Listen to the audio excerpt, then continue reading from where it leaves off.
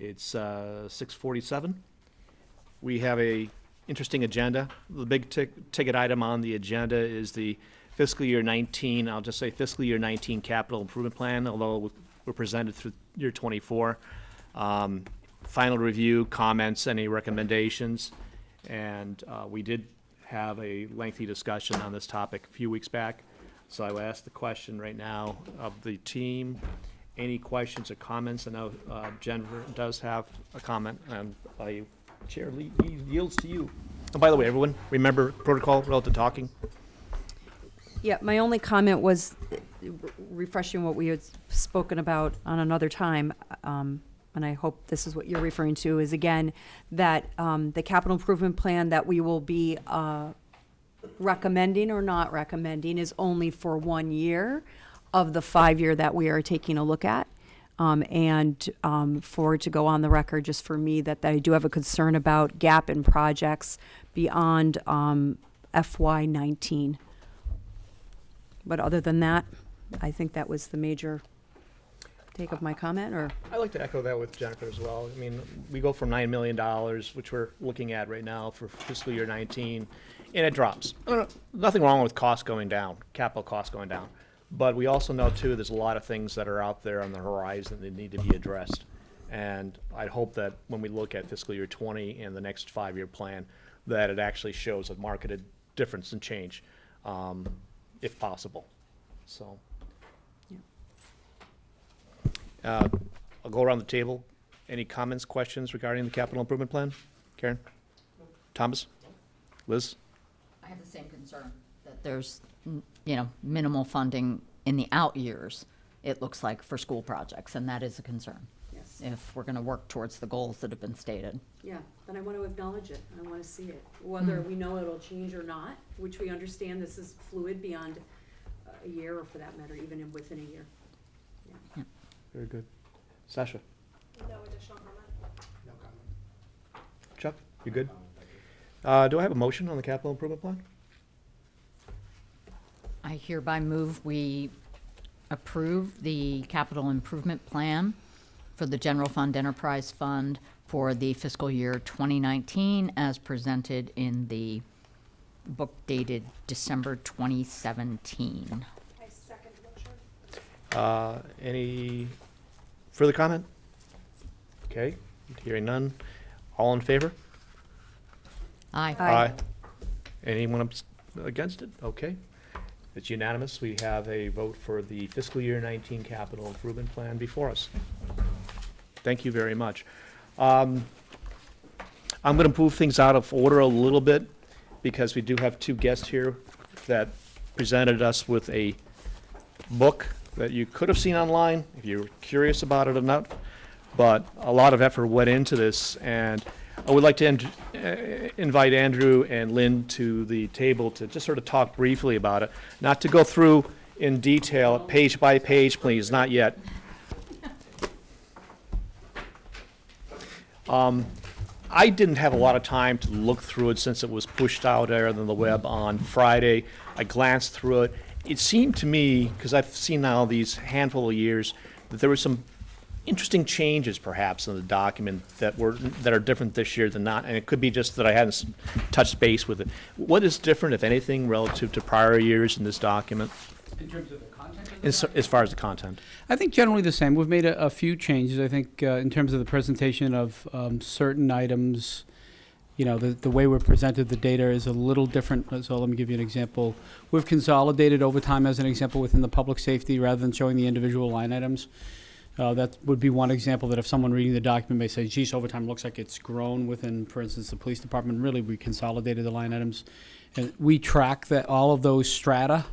But from an outward-facing document, most residents get into the sort of minutia of line items and say, what's that mean? Where everybody can understand what overtime is, right? I think we generally, as employees, we can understand what overtime is. But getting into some of that sort of nuance, so that's a change in terms of just budget presentation, but the dollars aren't significant in that particular way. I think overall the presentation was generally, we make a few amendments every year. Typically, for those folks who don't know, we follow what's called the GFOA budget format. It's a nationally accepted standard for sort of the gold standard on budgeting. It's why the document is so long and takes, it is somewhat difficult to produce, certainly. And so every year is actually a panel that rates our budget and gives us feedback. And we use that feedback to make certain amendments and certain changes to make sure that we continue to meet that standard. And sometimes they can be really subtle in terms of, this additional piece of information. So every year there are some amendments, but it wasn't dramatic. I spent a little more time this year on goals with each and every department, making sure that they were consistent with the town-wide goals, that they in fact were measurable, and push departments to add goals beyond, say, what we've seen. I mean, every couple of years you have to do that. I think department heads are great, but every couple of years you have to spend a little more time and say, okay, let's really drill down into these, and let's make sure that what we're putting really are meaningful items that can deliver more services moving forward. So I would say that those are somewhat subtle changes. I think the only other changes were made were we included the departmental revenue sources of other funding for Correct. grants and things like that, as well as the departmental revenues. That's excellent. Yeah, Within the departments. Right. within each department. So there's 2 other tables that are in there that give that data.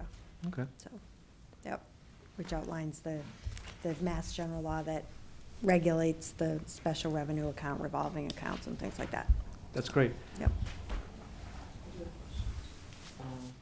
Review first. We're just highlights of the budget. I'm sorry. Yeah, as we stated back when we did the financial forecast in early December, we generally thought that government spending should go at about 3.5%. And I'm not talking about, again, we're sort of peeling off things like debt service and sometimes the health insurance piece. But the major operational funding categories, school department, general government, should grow at about 3.5%. And then we get into the process. We do this every year with departments. We ask them to submit a level funded budget, a level service budget, and is the term in the business, not level funded. And then if they have requests in which the service they expect is going to be different, if they're recommending a new program, a different way of doing things, and they do so under separate cover. So we first compare the Revenue and Fixed Cost Review Committee's revenue estimates against what level services would be, and then start to evaluate those sort of supplemental requests to see which one makes sense in terms of organizationally makes sense. Are they consistent with the priorities of the Board of Selectmen? And 2, which one can we afford once we get to that sort of first hurdle? And so what you'll see is a wide-ranging series of increases, in some cases decrease, depending upon what happens in a department. And I think that's, from our perspective, one of the things that makes North Andover unusual from a governmental, local government spending perspective, is that you will see departments who reflect on what they do from an operational point of view, and maybe it's supplies or rent or something else, excuse me, not rent, but utilities, and decide that, listen, that they're spending less than that, we're going to lower that line item. And certainly some of our bigger budgets, bigger departments did that this year. So you see this pretty wide range from, almost level funded in some cases to increases that were, 4 and 5%. And then some cases, if there were specific circumstances that needed it, you'd see increases higher than that 3.5%. The clerk will have one more election this year, so that you have to add election expenses, and that drives the clerk's budget up about 18%. And then there's, again, the additional programs that we've added this year. So notable to that is the agreement that we would fund the school department to make sure we could open the kindergarten and staff the kindergarten properly. That, as the school superintendent has provided to the Finance Committee, means 7 full-time equivalent additional positions. That led to a 3.65% budget increase. That's obviously incorporated in here as, worked with the superintendent leading into the budget. Board of Selectmen have been talking now for more than a year and set as an individual goal within their budget policy statement, which they adopted back in September, to add a social worker sort of well-being person within their budget. The world is changing. We're finding far more issues where our public safety staff and public health staff and others are interacting with folks that need services that we just haven't traditionally provided in municipal governments.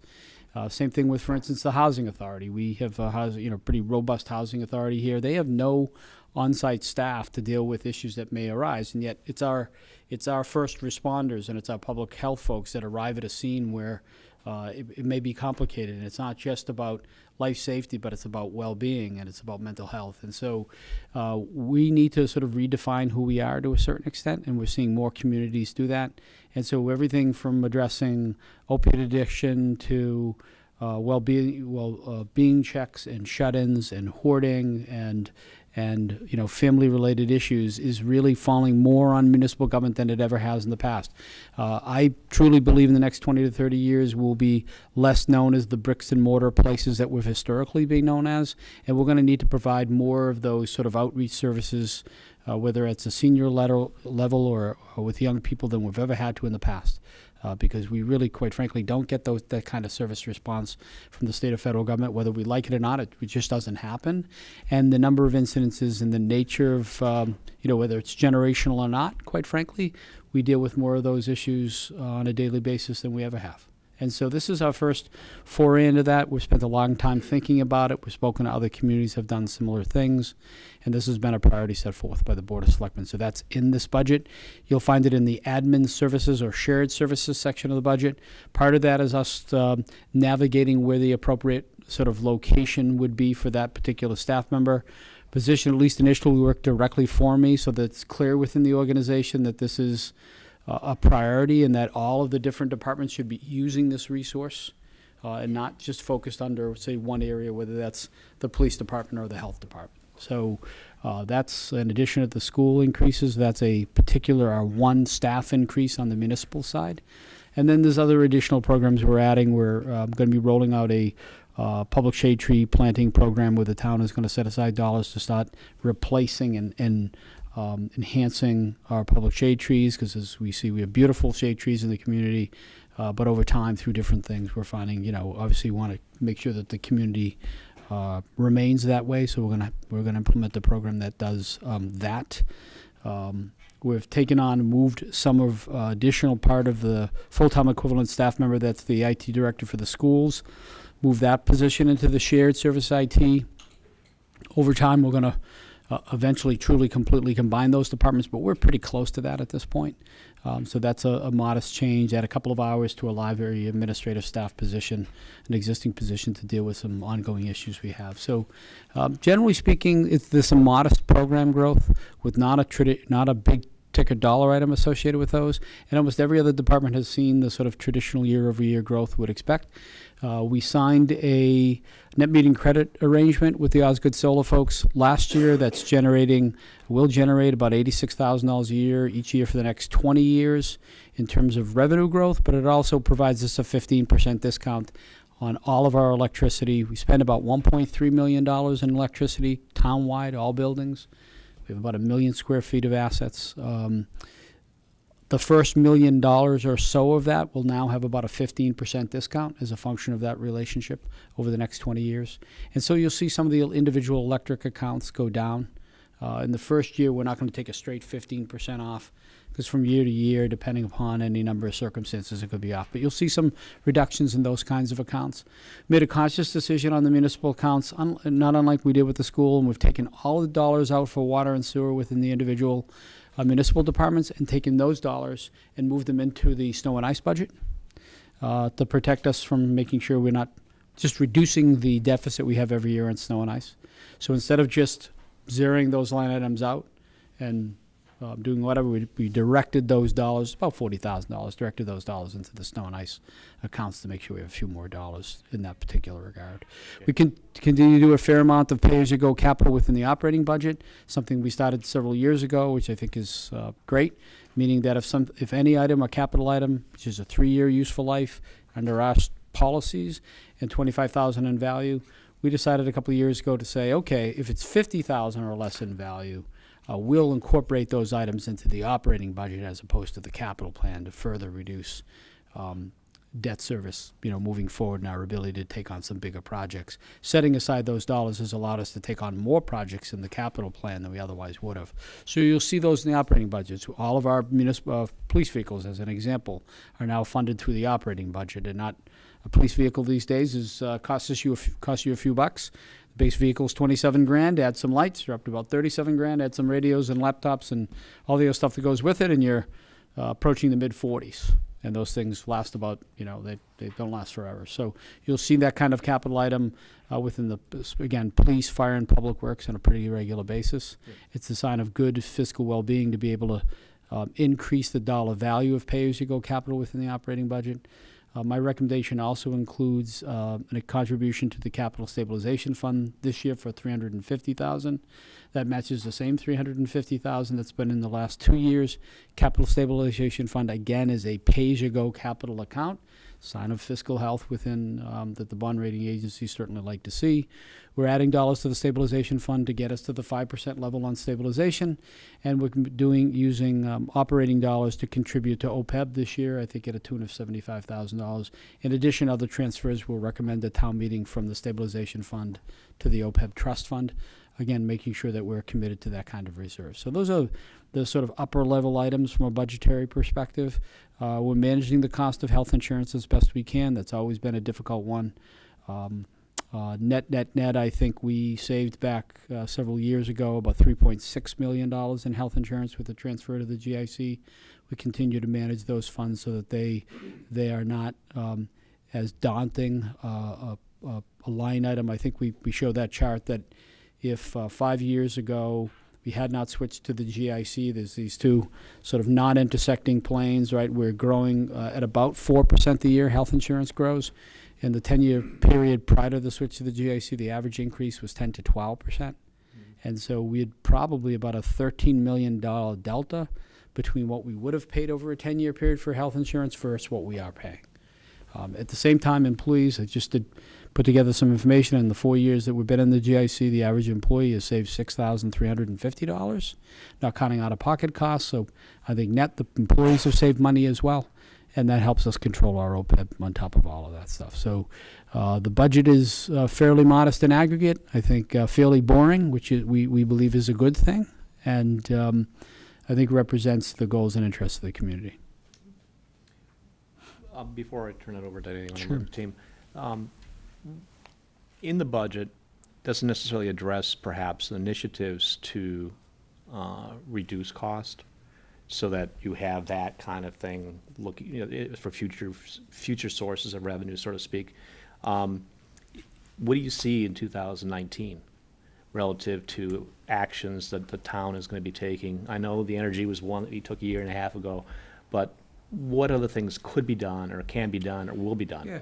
Well, we continue to take on those tasks. I think we have over 5 or 6 years, quite frankly. A lot of it has to do with energy because we consume more energy than probably people realize on the surface, again, when you have a million square feet of assets and you're dealing with those kind of things. So every year we take on, a lot of them are focused around energy in terms of the kinds of efficiency you're talking about. We have certain fixed costs which are very difficult to manage beyond that. If you look at these line items, if you peel between them, we often, we certainly do all kinds of group purchasing to make sure we're paying ideal cost rather than the cost we other would have paid, and we're focused heavily on energy. We purchased 2 electric cars in the last 12 months, all off grant funding, taking 2 cars offline that we're paying, $20-something a gallon, put the electric cars in place to make sure that we're, paying less as relates to that particular part of the fleet.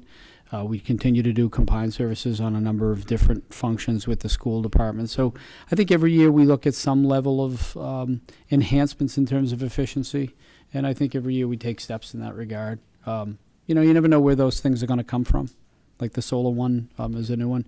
We are going to add an additional revenue. We're closing in on a fairly modest solar pilot agreement with Brooks, which probably over 20 years will yield $250,000 or $300,000 on a solar array that they're permitted for on some of their property. So every year we look for different ways to either add a revenue enhancement or be more efficient about how we spend money. But I think what you'll see in the budgets, as an example, you'll look to fairly large budgets, fairly large departments where you'll see expenses having actually gone down. Great. So what you're really getting is an honest reflection by the department heads. Where you're looking at an expense line item year over year, no increase. Now, I'm not talking about salaries, that's a little different, right? But if you look purely at the expense line item, you'll see several fairly large departments where those expenses are not increasing. That's an indication that we're reaching that point that we've taken a lot of individual dollars out, and we also have true partnerships with departments who say, what do I really need to run the department? Okay. Yep. Although it's not quite operating budget related, Sure. but I did speak of it, and Lynn wasn't able to say anything. Senior Center is in the capital improvement plan. We just approved Yes. that budget. There was a item in there that said the land to be donated. Yeah. What's the status of that, if you can That's tell us? great. This is a good tee-up question. So I informed the selectmen tonight at 5:30 that we have reached agreement in principle with the owners of the parcel, the former Knights of Columbus site, to do a number of things which we think are, I've been in this business 25 years. It's one of the more creative deals, arrangements I've ever been involved in, to accomplish a number of goals. Those goals were, one, to make sure we manage in a reasonable way the development of that site, to try to get the unit count down to a certain extent within reason. The proposal moving forward would have been a comprehensive permit for 164 units of residential housing on that site, no commercial, no other use. We've worked with the developer to do the following. The developer has acquired an additional parcel adjacent to that site to make this possible.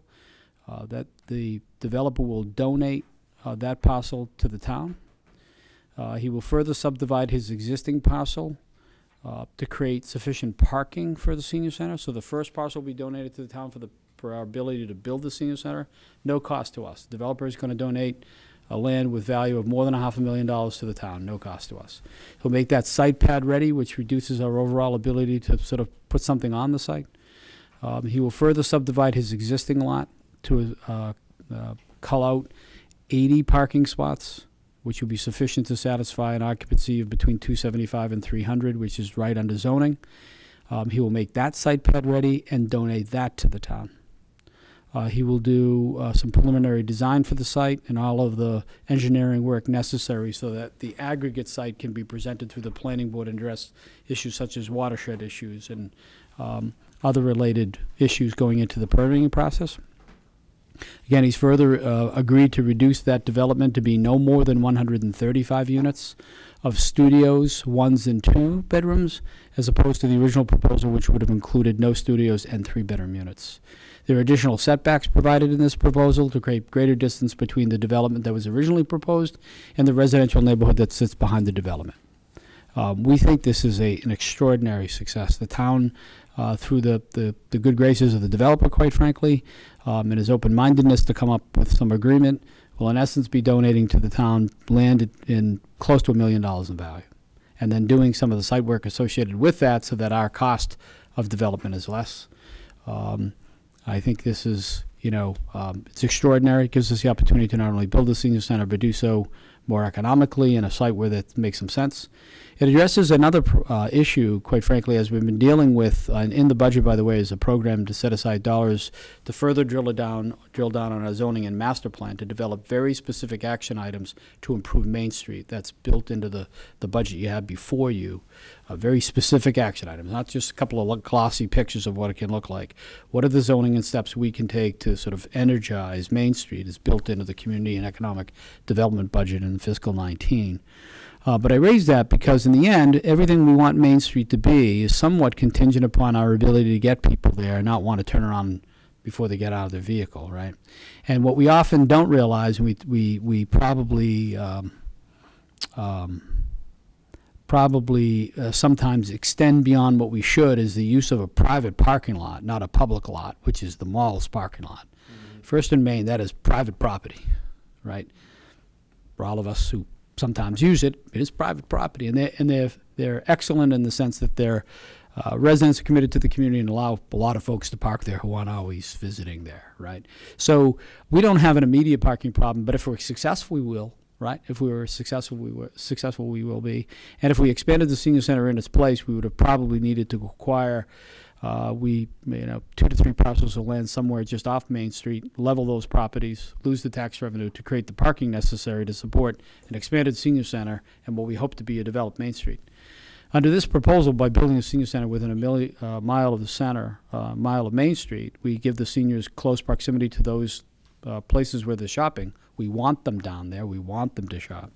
And we've freed up that prospect of having to purchase property that we otherwise would have purchased, because now we have 88 parking spots behind Town Hall, which on a daily basis, even without the senior center, there's a fair amount of use on that. But we free up that parking so that as Main Street starts to improve, we just created off-street parking for people willing to visit those businesses at no cost to them. And common with most successful downtowns, that parking is, one block back. It's just off the main drag. And so we don't need to go by eminent domain, take private property to create the parking necessary to jumpstart Main Street. It's part of the reason why this proposal of moving the development to where we're proposing it on Sutton Street makes so much sense economically. Not only is the land being donated and improved and other things going with it, and we're not impacting the immediate neighborhood as greatly as it would be under the proposal, but we're freeing up the opportunity of creating parking to make downtown more viable. Does that also mean that the current senior center will be demolished for more parking? I don't think we will demolish the senior center. Again, we had 2 years to talk about that. Yeah. I don't think we'd need the additional parking. Given the footprint there, there'd be the addition of parking. So even if the residential Yep. units that are falling apart get taken over by commercial, you still don't think we're going to need that? I can't answer a question that starts, I guess, with that tone. Sorry. That's So if not the- for me. I would say to you is this: we have 2 years to think about it, and in the end of the day, there'll be a lot of suggestions. At this current point, what I would say is that there's 88 parking spaces, and when we relocate the senior center out of there, there'll be capacity. If the capacity over time fills that properties on Main Street become more vibrant, then there's activity on those, and then we require more parking. That's an option. I wouldn't say that's the first option on the first day, because there are other creative options. One creative option says you rent it to business. Bring business into the building. That's an option, right? I'm not saying it's the option, but it is an option. I would expect that in the short term, what I find often in municipal governments, and I think we're better than this, and we have proven to be better than this around our depth of planning, is we go to take a step and then we sit there and say, geez, why did we? This is a community that often rented space for its municipal departments, rented the building that sits on the bridge between the condos and the existing parking lot, rented space on the backside of School Street, rented space on Osgood Landing. I think we should just really make sure we think it through before we take down a building and/or do something else with it and say, geez, we could have used 1,000 more square feet or so. So I think we'll have time to talk about that. I think the good news is on day one from the move, we're probably freeing up 45 spots currently being used by commercial businesses as well on Main Street. And then if there's more development on Main Street and there's a need for more parking, we certainly can look at that. But I don't think that's a day one solution, in my opinion. But my opinion would be at least Right, and I'm asking from the Yeah. extent of like, as they do the master, what do we call it? master plan. The master plan, right, and trying to attract more businesses, the parking available makes it more attractive to the businesses. Absolutely. But you're saying there's a lot of options. That Yeah, I being think you just one of let the many. process. I think that's all And possible. businesses are open-minded about the fact that there's some flexibility. You can get, and I'm not the visionary as it relates to planning stuff. That's not my face, but you could inward face it. You've got this really interesting. If you got off Main Street for a second and put yourself in a drone sitting over. I wish I could. And it'd be pretty neat. It would be better than what we're doing, right? But when you put yourself over the sort of where the parking lot is in the Mills property, you see the sort of interesting loop that's created by going over that bridge. And you've got, these condos that sit on the back side, and you've got this water body that could use some cleanup, and we're looking at that possibility. And all of a sudden, you could create this sort of inner sort of suburban sanctuary of places where people walked from the residential units, and maybe that property maybe the commercial, retail, residential, retail inward faces rather than outward faces onto Main Street. So I think the idea is we leave options open and see where it sort of all goes in the longer term, but you could see sort of a mini mall in that space as an example, as inward facing and supporting Main Street. All that's possible. I think that it's logical to Ms. Coleman's question, and I've been asked that when we build the senior center, what's next with that space? It's a very, very logical question. What my suggestion would be, let's focus on the senior center and focus on the other development thing and see what sort of evolves before we sort of decide what the final use is. Yep. I just have two questions. Sure. Can you disclose who the developer is? Well, the Knights of Columbus site is owned by Minco. Okay. Yep. And then my second question is, do you have a vision, or does the developer have a vision about how we would connect, besides through that back way? Would we ever have a conversation about putting sidewalks on Sutton Street and kind of that way, or maybe Yeah. from High Street up that way through Sutton, on Sutton? Oh, that's a great question. You might not be there yet. I'm kind of No, that's a great question. It's a great question. So I will tell you that we have now that's some distance for those folks who don't have a good orientation. The Knights of Columbus is directly across from the airport site, right?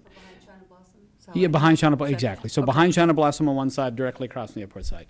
So there's some distance to High Street, a little bit, and then we pass McAvoy Park, and then we're leaving a little further even down just before we get all the way back down on Main Street.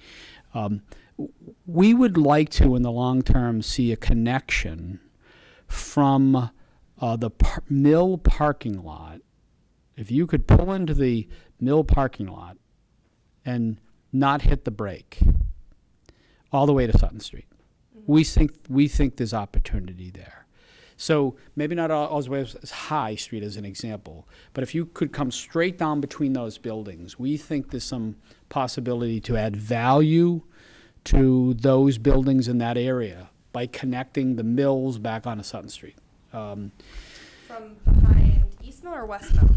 Whatever, I always get this wrong. Where See, Jamie is, or where the other Jamie's side. is the other side? The other side. Okay. So on the Jamie side of the property, there was already a 55 unit residential Yep. prospect going in that parking lot, right? Mm-hmm. So the connection beyond that, beyond to Walker, is largely wetlands. Yep. So beyond where the residential is, you wetlands back to Chickering Road. Yep. On the other side is a very large parking lot, and and I know the developer has long-term plans to do something on that parking lot, but eventually we'd like to see some connectivity straight through the parking lot. To that side of Sutton, not up. I see what you're talking about. And Okay. so, and in the long term, so right now Merrimack Valley Planning Commission is doing a sidewalk inventory for us. And that sidewalk inventory is the first step to create a long-term sidewalk plan, centering probably, if we could draw our center around Main Street, the mills, if we call that generally the center up through the library, and starting to sort of spiderweb and connect our sidewalks away from that spoke, further and further out, so that we become more of a walking place. Okay. So I could certainly see them. We're doing that with the project that's happening on Fajetta Farm. The town obtained a $2.7 million grant. We're trying to create sidewalks all the way down to Butcher Boy on one side, all the way down to Commerce Way on the other side. Okay. In the long term, if we can keep on going, we could connect all the way back, for instance, to the Stevens Estate on one side. So every opportunity we have to partner with the state, that means have the state pay for. That's what partnering means to me. Every time we can partner with the state, near Merrimack College, Safe Routes to School projects, then we do that to add sidewalks with eventually the plan is to connect more of our space. Is Great Pond Road, it's 133, so you could do that with state money? Yeah, I don't know if there'd be a project along that probably would create that connection for us. That's the difficulty, is that usually, again, we're going to be project-driven. Sidewalks are far more expensive Brooks has than they got some seem. projects going on? Yeah, I Brooks is doing, today yes. today was their We give and appreciate take. the building permit fees. So those are three, so the Fajetta Farms is an example, that $2.7 million will add, oh my God, hundreds of feet of sidewalks connecting Butcher Boy to a new residential development. We would see the same in the long term. We may very well do a MassWorks grant around the development that's going to happen on Sutton Street to see, sometimes you can't go to that well too often, to further connect down Sutton Street, to change that general look to be a little less industrial looking and a little more, connecting some of those dots. So we've had some of those conversations with the parties, and Great. we hope, long term it happens. Excellent. Can I ask about that, the 120, what are we going to call it, the Forgetta Farm Development? Yeah. Forgetta, thank you. I'm definitely Forget not it, a town- doesn't I'm not sound from so the rough, town, does so it? I mess up. So when are we projecting that development Yeah. goes into play, and then, actually, I care more about the revenue from that. When do we project the tax revenue from that? And I'm sorry if this Tax is revenue meaning property tax revenue? Yes, Typically somewhere between 12 and 18 months from the full development, because you're going to capture the growth. The new growth happens. You can capture it through project phasing, yeah. but the tax bill doesn't happen the first time the building opens. So Right. I would say on that would be, if I've got the timing right, would pick it up in the fiscal 20 tax Fiscal bills. 20? Even though the project will come out of the ground. No, I in- understand yeah, the delay. but Fiscal that's- 20. Okay, I just And- wanted to get an right. idea. It should start this spring. Yeah, Okay. About fiscal 20, and that comes in the form of new growth. Yes. Right. Nope. No So I- tax bill, I'm- new growth top line. Generate the tax, yeah. Traffic lights approved for that project, they were talking about that. Yes. So they're paid for, and that's not Yes. something the town pays for, that's No. developers? Yep. Well, the developer had obligations under the planning board, which included the traffic signal. I think we in turn sort of took that and added additional sidewalk and other features to that to make it a more complete project from our perspective, and applied for the grant. But I think the developer would have been sort of obligated under the traffic signal at Barker Street, I think. But we've gone beyond that. The sidewalks will be probably 2,000 feet longer than they would have originally been.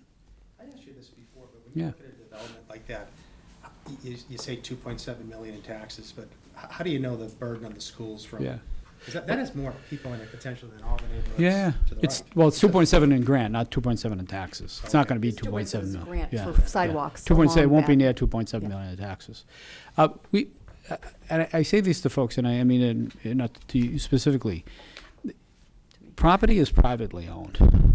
So we don't start with a slate that the town owns everything and we dole it out. We start with the prospect that when properties are bought and sold, zoning manages the when, where, and how of things. But generally speaking, within those constraints, this is private property, and our goal is to do as much as we can. It's sort of like the development on the Knights of Columbus. It was 164 units. We saw an opportunity to minimize that, to reduce it to a certain extent, and also get some benefit on the senior center. So we work with the developers to try to be as thoughtful as they can about those kinds of impacts. I think the unit makeup can have an impact on that. If you get studios and 1 bedrooms versus 3 and 4 bedrooms, it can have an impact on that. So we're a growing community, remain to be that. That's the case on multi-unit housing. Will continue to be that way for a while, and so we manage as best we can to try to make the development the best it can be. But we don't control that. I lived in Virginia for several years. Yeah. That's a different state, but the big developments, they would do 4,000 or 5,000 houses at a pop. They put up major money toward the schools. They call them impact fees. Yep. Is it similar in Massachusetts? I mean, do we? Not so much. I mean, there's a little bit of a balance. Sometimes we do have some sort of impact arrangements sometimes to offset the prospect of affordable housing, as an example. There was a fee that was paid by Edgewood at the time they did their development that went to the Affordable Housing Trust. There's a similar fee that's done by the Merrimack condos, which is a really dense townhouse condos. But typically those are around, those dollars have been to set aside money to create affordable housing and not specific to linkage. So there is sometimes, Massachusetts has some of that, but not to the extent that you're talking, because those are big developments, right? So oftentimes it's the requirement of a planning board, as an example, to make sure that they have the adequate connection to make sure we're dealing with traffic coming out of a neighborhood, but less so directly to offset those kinds of ongoing costs. Because even regardless of the dollar figure, the bottom line is educational costs are an every year cost. And linkage fees are not every year cost. They're one-time payments. And so we often find that the requirements of land use bodies like the planning board to make sure that the development is thoughtfully done is the way we get some return on that. But there are not examples in Massachusetts where developers are required to pay linkage fees. And in fact, the term is not technically allowed. But sometimes there's consideration in exchange for things, right? But those are not perpetual costs. They're typically one-time. Right, and schools and every other service. We often bring up schools here, and I appreciate that. I think I've shown my support for that. But all services are impacted, right? We've got police here and fire here, and it goes to everything else we talk about. At the end of the day, we're a community. We have a lot of resources, and we need to find a way to bring the whole ship up as it relates to the balance of resources. But yeah, I'm not aware of a particular mean where a group contributes so much, say, for every year toward those kinds of services. We're fine, again, giving you singles and 2-bedroom units. Generally, the unit makeup is a bigger driver to the overall impact on all services. And, we've used some modeling for that, but it's not accurate. There's a model put out by Rutgers. It says if you put this unit count in, it'll tell you how many students you're going to get. Good luck. Sounds great. Yeah. So I think I'm going to create my own model and market it, see what it says. But. No, I have other questions about revenue and expenses. Can I? Sure. I feel like I'm monopolizing. Oh, you are. Go ahead. Okay. Thank you. Just a quick question again. Could you just give me the percentage split generally between residential tax revenue and commercial? Sure. Just because the pie chart doesn't. And then I did want to ask you about the online pie chart too. Okay. Let me forget. So without any shift in taxes, we are I'm going to leave out the decimal I need, points. Can I leave yes, out the very decimal general points? range. Thank you. 8713, 87% residential, 13% commercial, Okay. without any shift in taxes. When we shift the taxes, Yeah. meaning the selectmen every year vote what's called a residential factor, and we move a portion of the taxation that would normally go to the residential to the business side, we have a residential factor somewhere in the 135 range, 134, which means 135% of what would otherwise be borne by one group. When that happens, the residential portion declines to the 83%. Yep. It's about a 4% swing, and therefore the commercial picks up about 4%. But Okay. in its purest sense, if we had a single tax rate, that single tax rate would result in approximately 87% being borne by residential taxpayers Okay. and 13 by commercial. Okay, thank you. Yep. And then this, I put this up here because I love that I think this, it's Terrell, I know. Last year you guys did this? Yep. Where you could kind of click through. Is this coming out of your accounting program, or are you actually having to create like dynamic Excel charts? We have already this is a homegrown product created by the IT department. By Chris, okay. Yep, and and his we've crew. updated, we're about to update it for the 19 product based on Yeah, I estimates. was Have we playing done that around, yet? but you know me, I was trying to click Yeah, through yeah. every piece of the pie. No, and- that's a homegrown product. The 19 hasn't been linked to it. No. Okay, so the concept being like if I go for here, just as an example, because this is going to come up for discussion and people are going to look.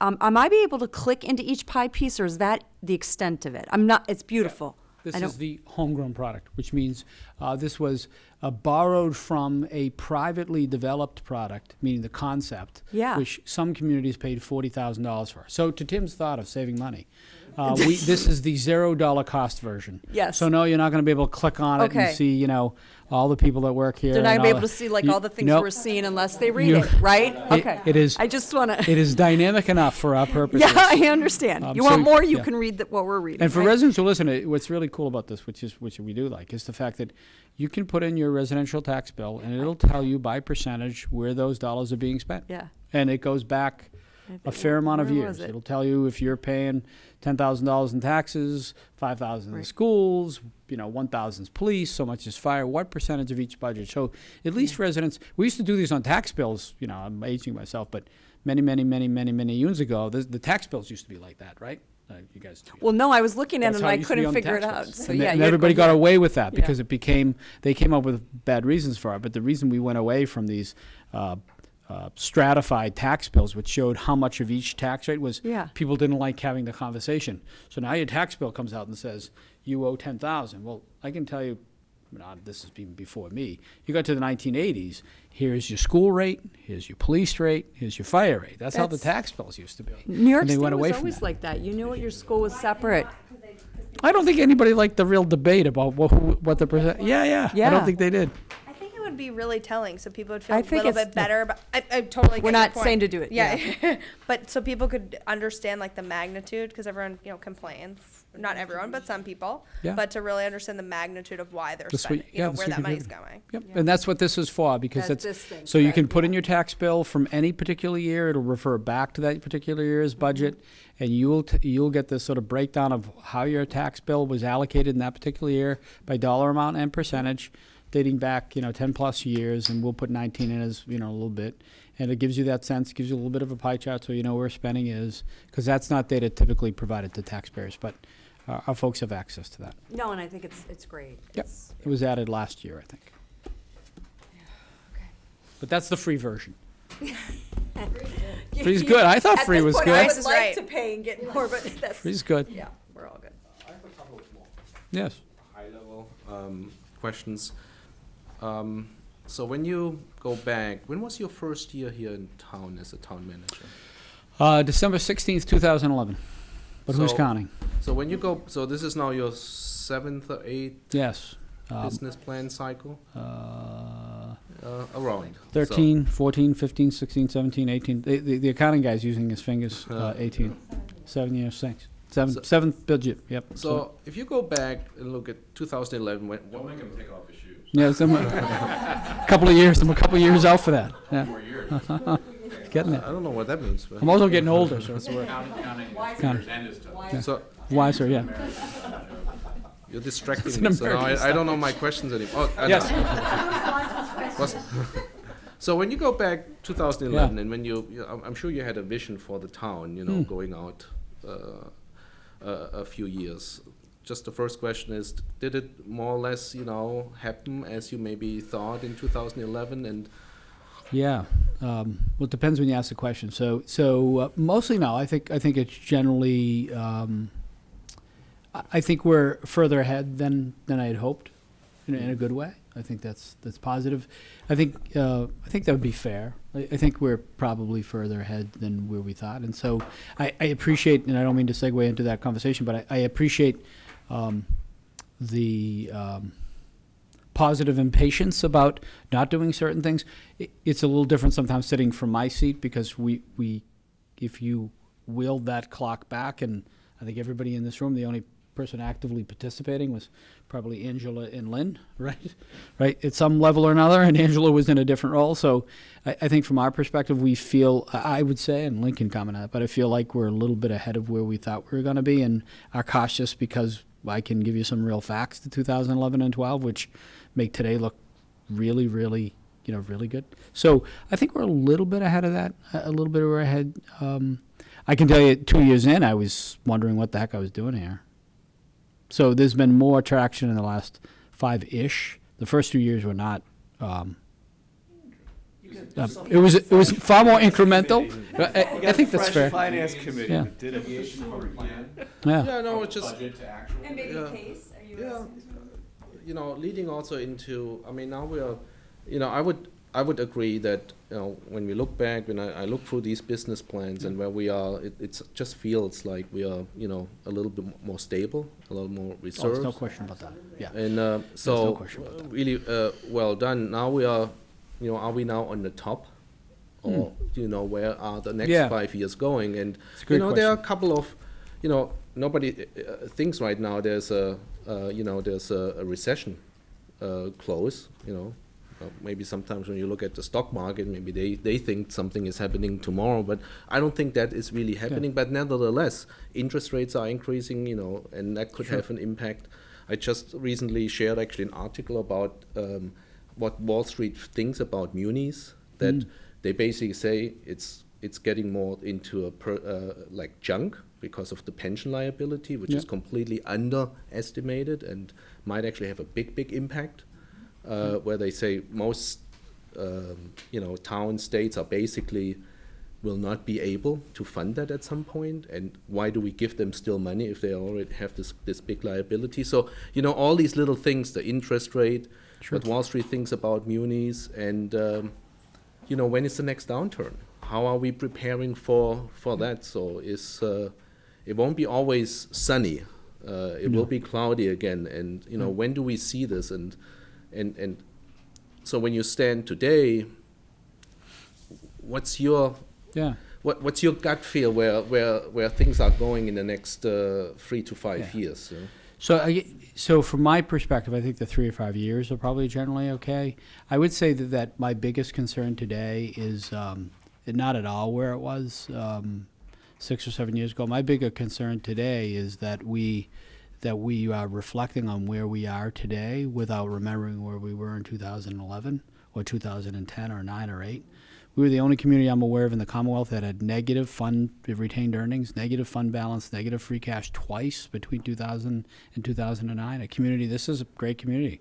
I'm not sure you can find another community in the entire Commonwealth of Massachusetts that had negative reserves twice between 2000 and 2009.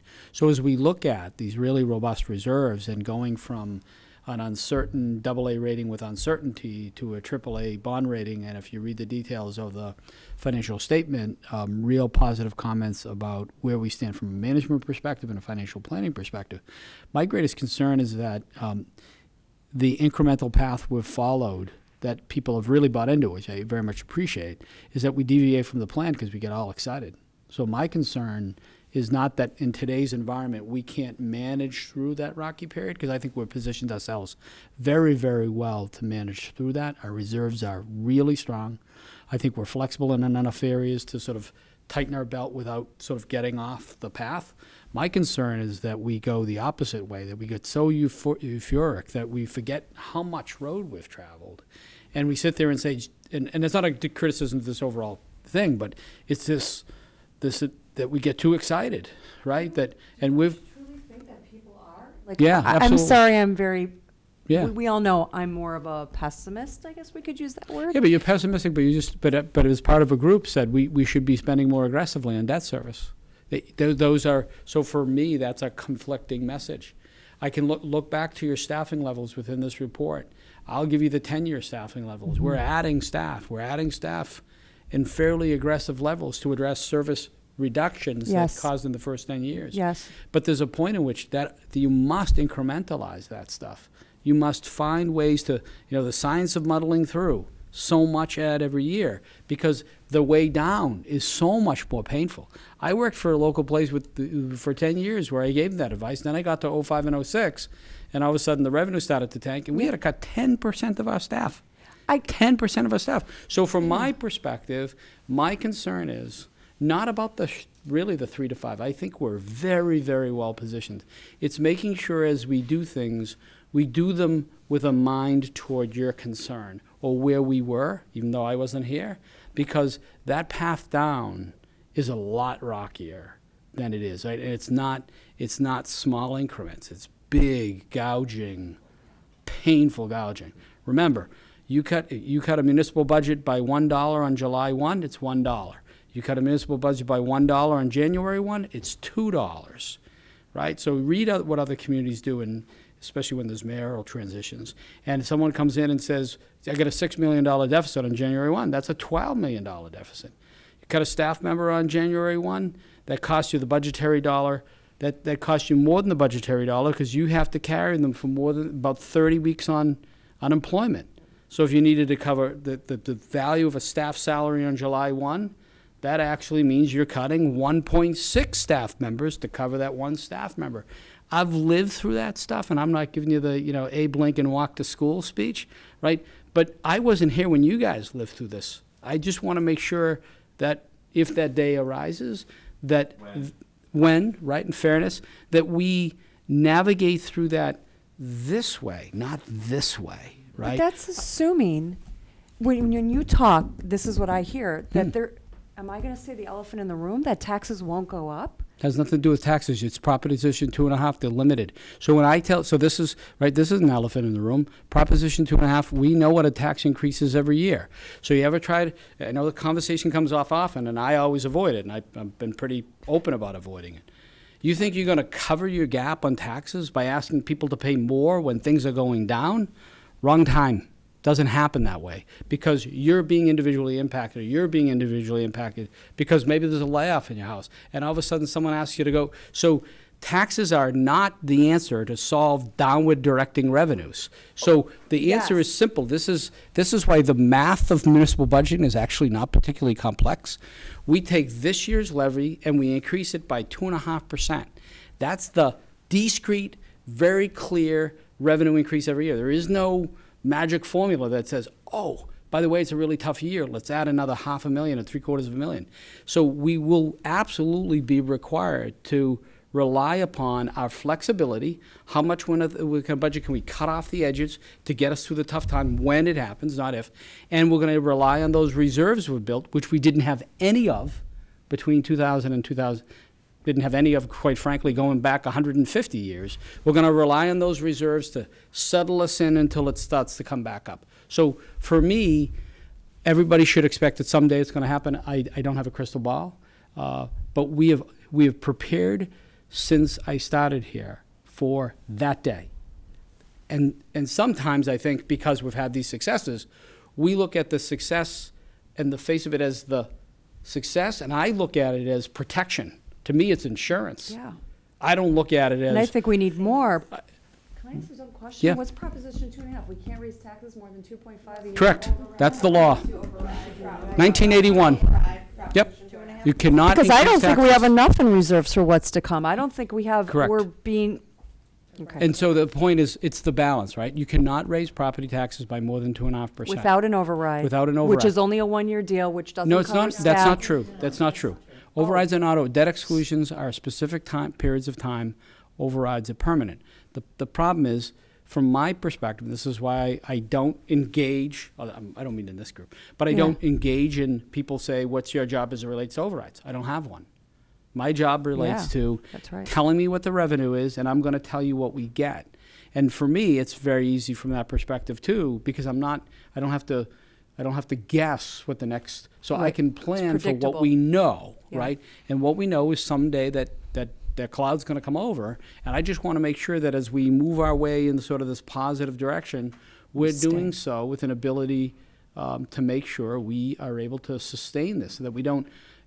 You want to see that we have great working relationships, school, town, finance committee. You ever see how relationships work in a downward cycle budget? It's everybody's fighting for the last position. It's Which not is good. why you need the reserves in this. I've been here long enough. Chuck, you have to let that go. You have to let Gotta that move go. on. Move on. So Italian. All right. Yep. Move on. So So, work on other positives. so the answer is, my concern is, and it's at the end of every financial forecast for the last couple. My concern is that we Stay the forget that it's really odd that I bring a historical perspective, because I feel like, because Lynn's been here, how many years?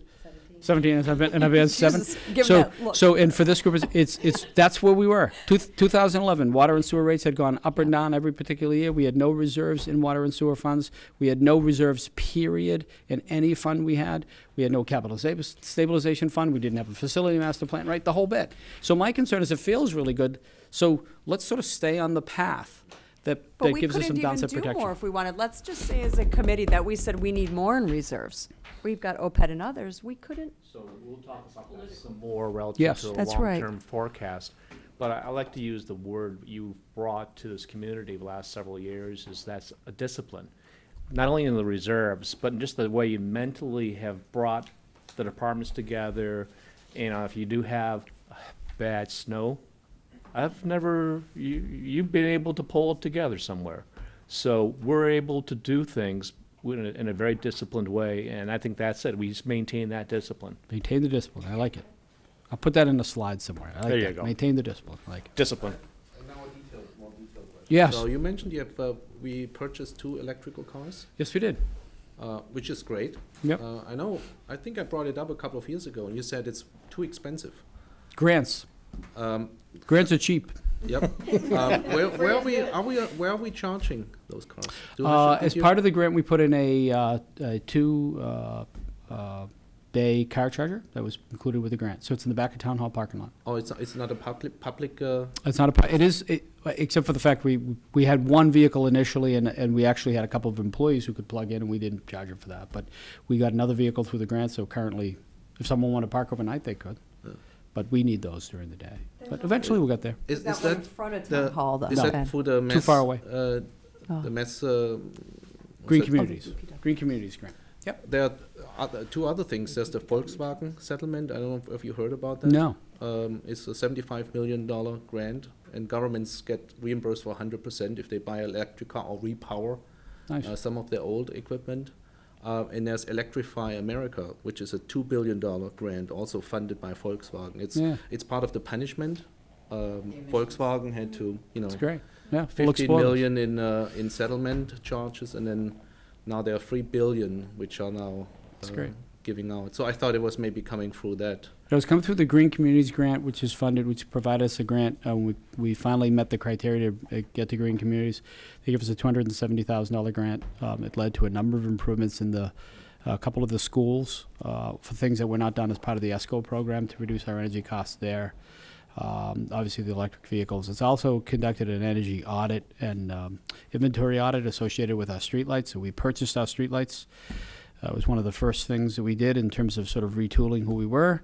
And we purchased our streetlights many years ago. I don't know, when I was 6, 7 years ago now. And as a function of that, we're now moving down the road, completely grant funded to convert all those lights to LED, which will further create savings. So I think we've done a really effective job. My administrative assistant has taken on an expanded role. She's excellent, Laurie Burzlaff, and she really is functioning as a de facto grants writer. She's probably, through her actions, we'll probably get about $750,000 worth of grants in the last couple of years, reinvesting those in other projects that are happening. So, You know, the LED would have, you know, LED a couple of years ago, I think when I got cost estimates, was close to $900,000. And now between rebates, the cost of, you know, how things came down, and grants, we think that that's a program that will likely not cost the town anything to do a full, complete conversion of about 1,300 streetlights. And then the energy costs associated with the streetlights, you'll see in that budget, there's about a 20 grand reduction to our streetlight cost. And we've already further had a reduction several years ago when we purchased the streetlights. So we're probably saving from where it was several years ago, $50,000 a year. So over 20 years is $1 million. Excellent. That is great. Question. Sure. Observation. I'm on the OPEB committee, and I don't speak for them, I speak for myself. I'm on the finance committee, I don't speak for anybody here, but I speak for myself. OPEB is a $108 million liability. It grows by millions of dollars per year. We have almost $1 million set aside for it. It's mentioned twice, I think, in these 250 pages in the budget. And number one, I request and strongly recommend, and I'm going to bring this up in the next OPEB committee, that we include an OPEB goal in our budget policy objectives and strategic goals. You've been doing this long enough to know more about OPEB than I probably do. And I think it's great that the playground master plan is the third most important policy objective and budget goal for this town. But, and you did mention here that you have a goal to get it funded up to 1% of the unfunded liability and maybe one day up to 5%. So this needs to be a part of the conversation in this town from a budget perspective, and everything that revolves around, no, it's barely in this document. The selectmen are the ones who set the budget policy. So, I mean, I think that's where we need to address the question and perhaps the pressure. Okay, well, look, he's presenting the budget. I'm just making You know, I an appreciate that. I observation that appreciate the the biggest issue, financial issue this town has is barely mentioned in a 250-page budget that covers the next 5 years. Yeah, and I'm pointing out that Andrew and his department has to operate within the policy strictures that the selectmen hand down in there. So there's some policy saying that a playground master plan is a priority, Yeah, well, but the OPEB is let's not? put, hold on, let me sort of put somewhere in between on this. So, first of all, what you're referencing is the budget policy statement. That is a 1-year snapshot of what we're doing in a year. OPEB is not a 1-year problem. So you wouldn't historically put that kind of item. So the document you see in front of you, which you're referring to, which is literally part of the budget policy statement, comes with a series of what I call pro-North Andover agenda items, and the big ticket items, they never change. And then within those pro-North Andover agenda items, you know, public safety and education, that kind of stuff, are specific goals that are then approved by the Board of Selectmen and end up here in sort of the 1-year vision. And so long-term goals as to addressing liabilities or setting aside reserves would typically not be in that kind of document, because otherwise it would just be in there every year for 20 and 30 years. And that's not the sort of driving way that we address those things. Typically the reserve policy would be the more appropriate one, of which you identified that as well with the 1 to 5%. So it would seem to me in the longer term that the reserve policies, which are adopted both by the Finance Committee and by the Board of Selectmen, would be things you'd see a modification in the reserve policy goals, because those are perpetual, where the budget policy statement is about what's going to happen in the next 12 months. And if we want to talk about OPEB, I guess we could put in what's going to happen in the next 12 months goal, but then it's going to be there and be there. And that budget policy statement becomes something more than its original intention. It probably is about 50 pages long as we put all those perpetual items in there. And I think the better place to sort of address that as it relates to any modifications that ultimately are agreed to would be done through the reserve policies, because those are longer-term targets as to where the town wants to go. It gets lost on page 20. I will agree with you that is structurally wise probably the proper place to put it. Yeah. But what I think we're seeing, and it's happening quickly, we've saw it the last couple of years, and it's escalated now with the OPEB committee, is an example of the sense of urgency on this. I'd like to know what based on assumptions, what the projected extra cost would be per year to support whatever is gonna be impacting the town. The fact that it's $108 million doesn't mean anything to me, but on an annual basis, I agree with that. pardon me? No, I agree with that. Yeah, but on an annual basis, if it means that our funding of healthcare costs is going like this, or however we fund OPEB, and our services are having to go down because we have to pay for it because we do have that 2.5% cap, then I think that is important information to put before people. I guess, so let me, so I'm going to come at OPEB in a slightly different way. And it's maybe even a lot of somewhat counterintuitive to what appears to be, or at least some level of sentiment on it. The greatest concern about OPEB is not the liability from my perspective. That's going to sound silly. It's the uncertainty about what that liability means and the obligations to pay the liability, right? So OPEB, OPEB has existed since communities have existed. We just didn't put a label on it, right? We've had liabilities as it relates to the health insurance, the future cost of insuring people upon retirement since we had employees and had health insurance. It dates back 50 years. We just didn't put an acronym associated with it, an acronym that no one still gets right. Quite often people still don't get it right? So I think that it's appropriate to begin the conversation where we began it several years ago. In fact, I recommended the first set aside for OPEB. It was opposed by the Finance Committee. I didn't say you guys. It was opposed by the Finance Committee, and I think I recommended as part of through the board that we created an OPEB committee. So I think I'm certainly aware of it. I wouldn't by any way refer to myself to as an expert, but I think the difficulty, the challenge with OPEB is that the range of emotion and understanding is so diverse right now. It's going to be a challenge to address it properly. And one thing I'm saying to everybody is let's find a reasonable space to have the conversation. So there are folks that believe that services will end tomorrow if we don't fund OPEB. And there's other people believe that there will never be a requirement to fund the liability, and it's going to be a balance sheet entry, quite frankly, already baked in by the bond rating agencies. We all have OPEB liability. Some people have set aside $0, some people have set aside $25 million, and we all have the same bond rating. So in fairness, we've got to close the gap of the conversation to focus on real ways to begin to address a problem that cannot be addressed at $108 million this year or next year through any action we take, unless we feel like cutting 25% of our staff, reducing the liability, and setting aside dollars. It goes back to the sort of incremental approach. So one of the primary things, in my opinion, is we have to find a place where we can have this conversation where it's not about the world's ending, the 108 is going to be due tomorrow for some folks, and other folks who say it's not a problem at all, right? It's neither one of those. So this is just my broader message. So yes, it appears twice in the book. It's a budget book. It's not about that necessarily about that liability. We separately produce an actuarial report every other year about the OPEB. It gets its own particular print in writing. But we have to find a way to create a space because if you then want, coming out of this committee or anywhere else, action items to address OPEB, you will not get, it's the same thing like budgets and capital plans, unless we bring the conversation that we're all generally within the same bandwidth. When you come forward with this aggressive plan to fund OPEB, you're going to have opponents who believe there should be no plans to.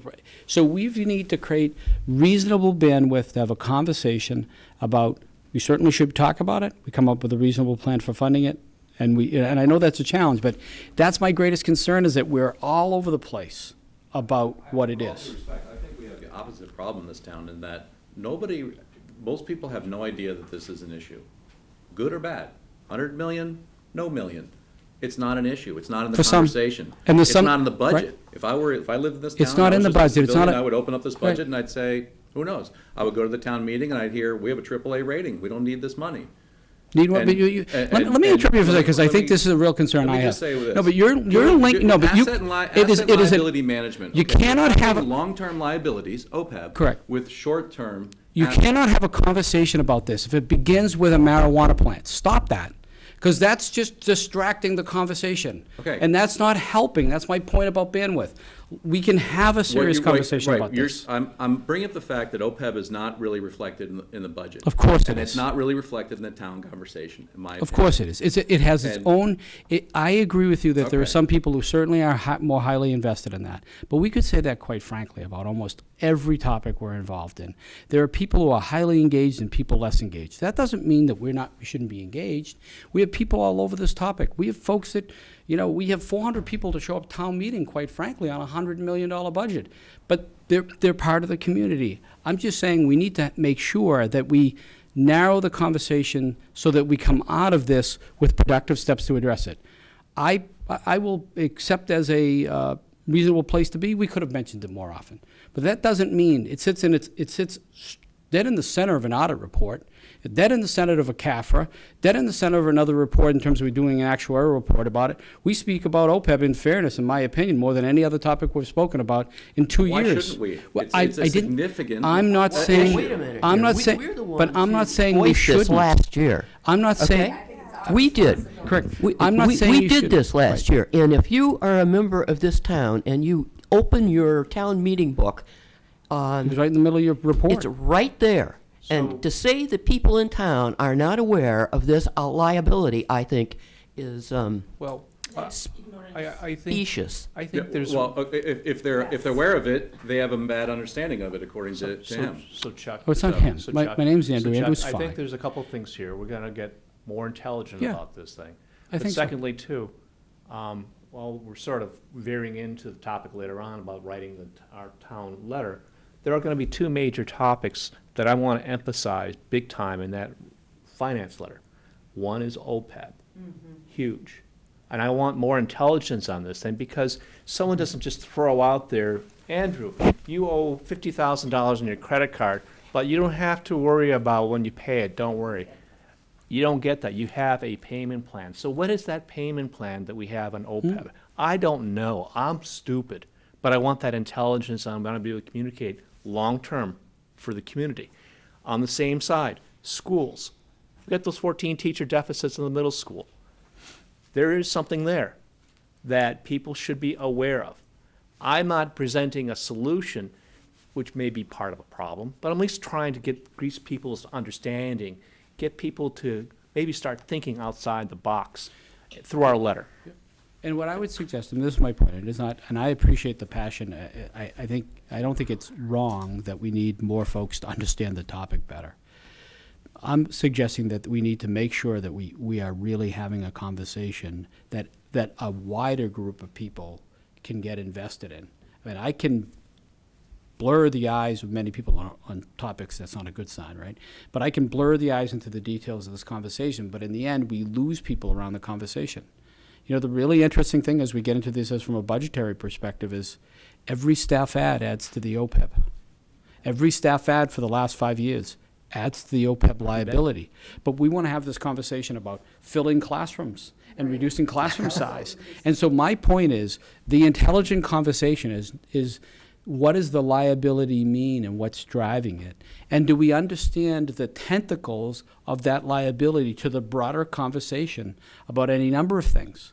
We worry about whether or not, and don't take, none of this is, I don't take anything personally, I hope you don't say, it's just a conversation. We worry about the growth of the community adding students to classrooms and what the cost is, right?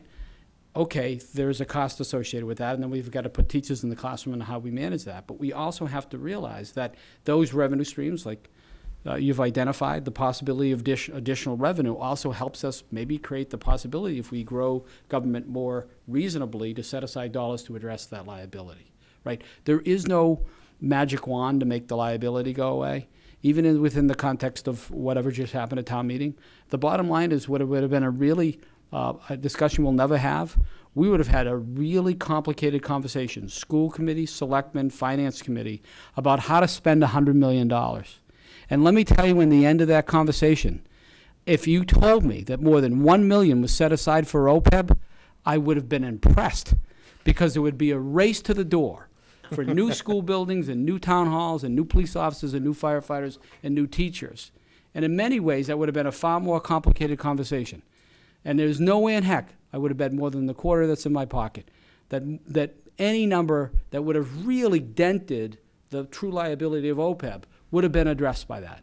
That doesn't mean wherever plus or minus on the project, our challenge would have been different. And my point is, let's bring more people into the fold by having the kind of comprehensive conversation that focuses and realizes, like everything else we've done well, it's going to take a while, but we should be talking about it and planning for it. It's not a one-day solution. Neither is the retirement appropriation. It's a 25-year solution, and we should be developing a 25-year plan. That's my Yes, take. and I do appreciate the fact that this document is an annual budget. The reserves do talk strategic. And I do think we need to, one of my goals, now that you've brought that up, is really to focus on those reserves, not necessarily dollars and cents, but make a little bit of meat in the document as far as what it talks about. In addition, though, I have an agenda to try to do something in our town letter, so. Yeah, it's great. Do we have any questions regarding the operating budget itself, please? I have a question. Sure. Have you ever thought of changing the terms of hiring where we don't have this pension? Instead of that, Yeah. making it more attractive? It's a great question. So, boy, I'll try to give you a simple answer to that. Certainly, most people that, this is going to sound stupid, most people that sit in the salary section are employees, right? If the question is, do we have some contract folks and it would benefit us, I think that has not been the traditional trend of municipal government. It doesn't mean it shouldn't be explored. It's something that can come out of an OPEB committee in terms of, I think it can be difficult from a hiring when you're competing for people who may be able to chance to walk next door and get into the employment trend. We don't have an ability to exempt them from the kinds of benefits we offer. State statute's pretty clear about that. They must get retirement. They must be part of a certain system. They actually are entitled to health insurance at minimum contribution percentages.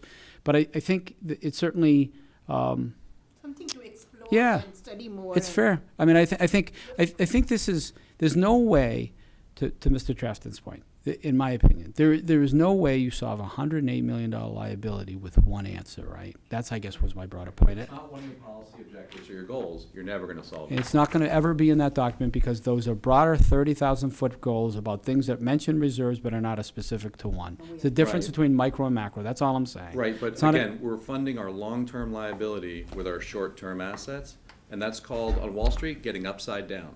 Okay, I was short Lehman Brothers when they were AAA rated. I was short Bear Stearns when they were AAA rated. They're all funding 30-year liabilities with overnight paper. And when the overnight paper market went away, they went under. The analogy here is that we are funding perpetual liabilities that are growing faster than our assets. And so if you carry that out into perpetuity, that is bankruptcy. And there really is no mechanism for bankruptcy in munis in this country, but I want to stress how dangerous this is in the next recession and when interest rates go up. I'm sorry, this is just not the platform, okay? Yep. This is not Talk the about platform. OPEB? This is an advisory committee. We are not setting policy. What we're trying to do is run municipal government Into the ground? into the ground. You think we're running municipal government into the ground? I'm asking you, Okay. You running think it we where? are? Karen, What? okay. Chuck, this conversation is going to be set aside. We'll put it in the parking lot for now. Hopefully not the parking lot, but that's- Uh, Yes, I'm Okay, sorry. sounds like a challenge. Yeah, the 80 space one. Mr. Okay. McMillan had a question. I'm more than happy to answer. Yeah, I was just curious, because this is a state mandated thing. Hmm. Do we have a mechanism where the town communicates with our local rep? Sure. And in other words, what is Yeah. Massachusetts doing about this? Is this a big issue right now in the? Yeah, it is. So it's not actually a state mandated item. It's a federally, the reporting is federally mandated. So the state itself is not, we've communicated with our legislative delegation, because this is not also a Massachusetts problem, it's a national problem, right? Everybody's facing the same, again, OPEB, whatever we would have called it 50 years ago, still existed. It's become more part of the lexicon and more part of the conversation, which it should. So we've communicated that out. No one has a sort of glorious plan, or quite frankly, a standard. Again, if you look from municipality to municipality, or if you look at the state itself, there is no specific plan or even sort of best practices around some of this stuff. That's not minimizing it, just there's not, right? So we're out there to sort of navigate our own best practices, and I think we should be finding ways to do that. but there isn't, the legislators get it, but there's no solution, right? Because they want to make sure that we're not put on a funding schedule like the retirement system, because then Mr. Trafton's points are really pronounced in the sense that you're going to cover $108 million liability, and they're going to say it's going to be paid over 20 years. That's $5 million. Well, where's the $5 million coming from, that kind of thing? So there is no particular state initiative to focus and find sort of best practices or methods to handle it, because communities are on their own individually to try to address some of those. And we have some limits. For instance, we can't just eliminate health insurance, right? We can't tell retirees we're not going to provide you health insurance, right? And so I just, what I continue to want to say is if we can keep the focus to understand that this is not going to be a single solution. This problem is too big to be single solution. So we must find a multifaceted way to address it. Some of it's reserves, some of it's new revenue, some of it's changing benefits. It's all kinds of things, because we'll need all of them, quite frankly, to do it. Maybe a committee to look into newer hiring processes in structure, framework. The OPEB committee is Yes, first going to exactly. tackle that. So maybe you are a member of that committee, you can make suggestions, your valuable suggestions there to how to address this problem. Yeah.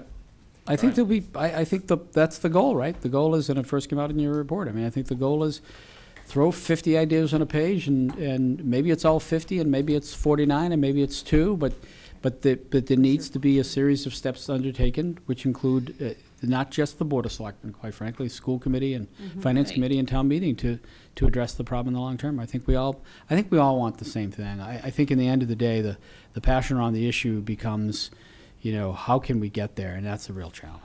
Right. I would like to know, do we have an Excel spreadsheet? Remember we asked Lynn for this last year? Where it took the reserves and... I asked this last year because I ask the same question every year. It was stupid. The reserves, I always get confused on what, the percentages are, the dollar amounts in reserve. Do we have a one-page Cliff Notes now in our accounting system? I actually created one, but if you've got one as Well, well. that's what, if she has one. The reserve Yeah, balance? yeah, Yeah, but okay. like literally one-page Cliff Notes list all the reserves and the, It just okay. goes through and can we get that? And I can update it with what we're projecting to. Perfect. put I in think we, for thank 19. you. Yeah. yeah. Well, that's why I want to get it, so we start to Right. build Lynn, a could- letter. They have that. Yeah. Would you, Uh, I'm going to ask Lynn if she could get me, last year we had need for the number of employees that we have. Sure. It was so confusing. Yeah, and so the number of employees we have, or we think we're going to have. Great idea. So that's part So, of our report. Andrew, we're going to be scrubbing this thing. I'm asking everybody through this, at this meeting, it's a thick document. Go through it, though.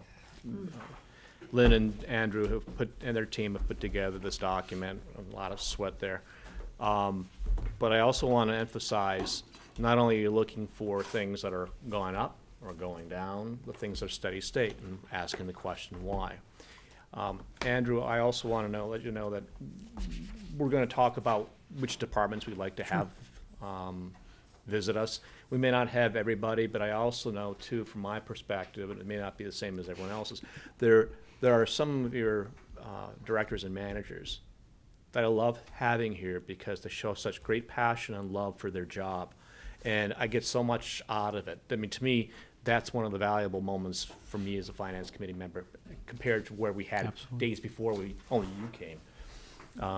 So I'll let you know, and I'll Yeah. work with you relative to schedule. Yeah, just shoot me out a calendar, and they love coming, Yeah.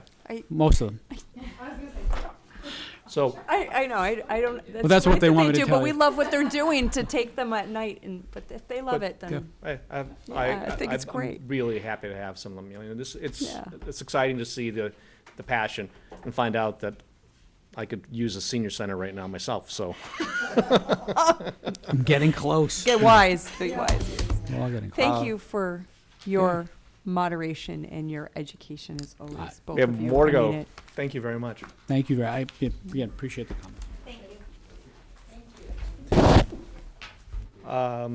I want to move on real quickly to the Revenue Fixed Cost Committee, non-department expenditures detail. I don't have this to throw up on the screen. That's Is it okay. in our drive? It's, yeah, Okay. It's fine. I just, if it was supposed to be, I apologize. What this is, there's, the Revenue Fixed Cost Projections Committee worked first, Lynn prepares the projections about revenue. And we've gone through that. We've looked at the history. We're looking at what 2019 is going to look like. Then part two really is, and that just happened last week, where we get the non-department expenditure detail as well that helps us understand what things we really don't have any control over. These are like fixed cost. So with that, I asked Liz to sort of summarize what happened in the last meetings. Right, so really, we're looking mainly at the fixed cost piece of it. We've already reported out on the revenue piece for the most part.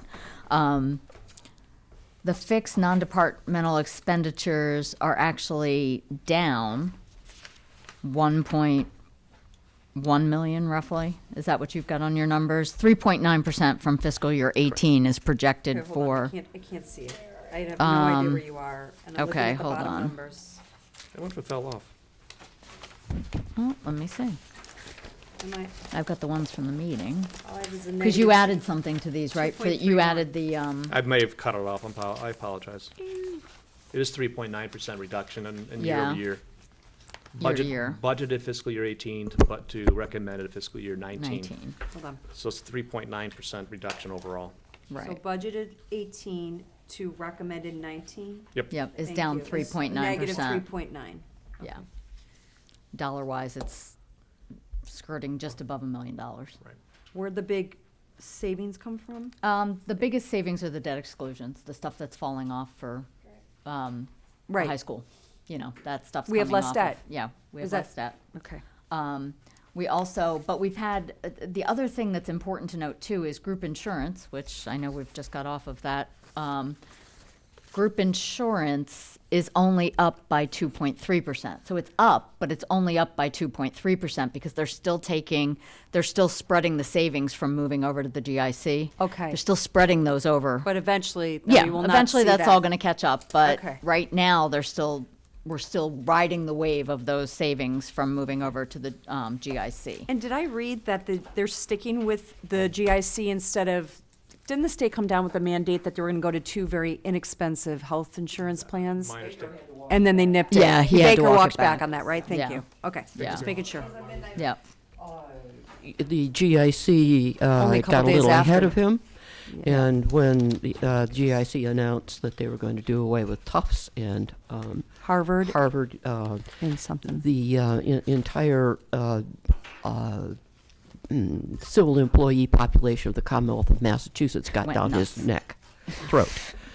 They were going to go to two very inexpensive, uncredible plans Yeah, with high inexpensive. deductible. Yeah, yeah.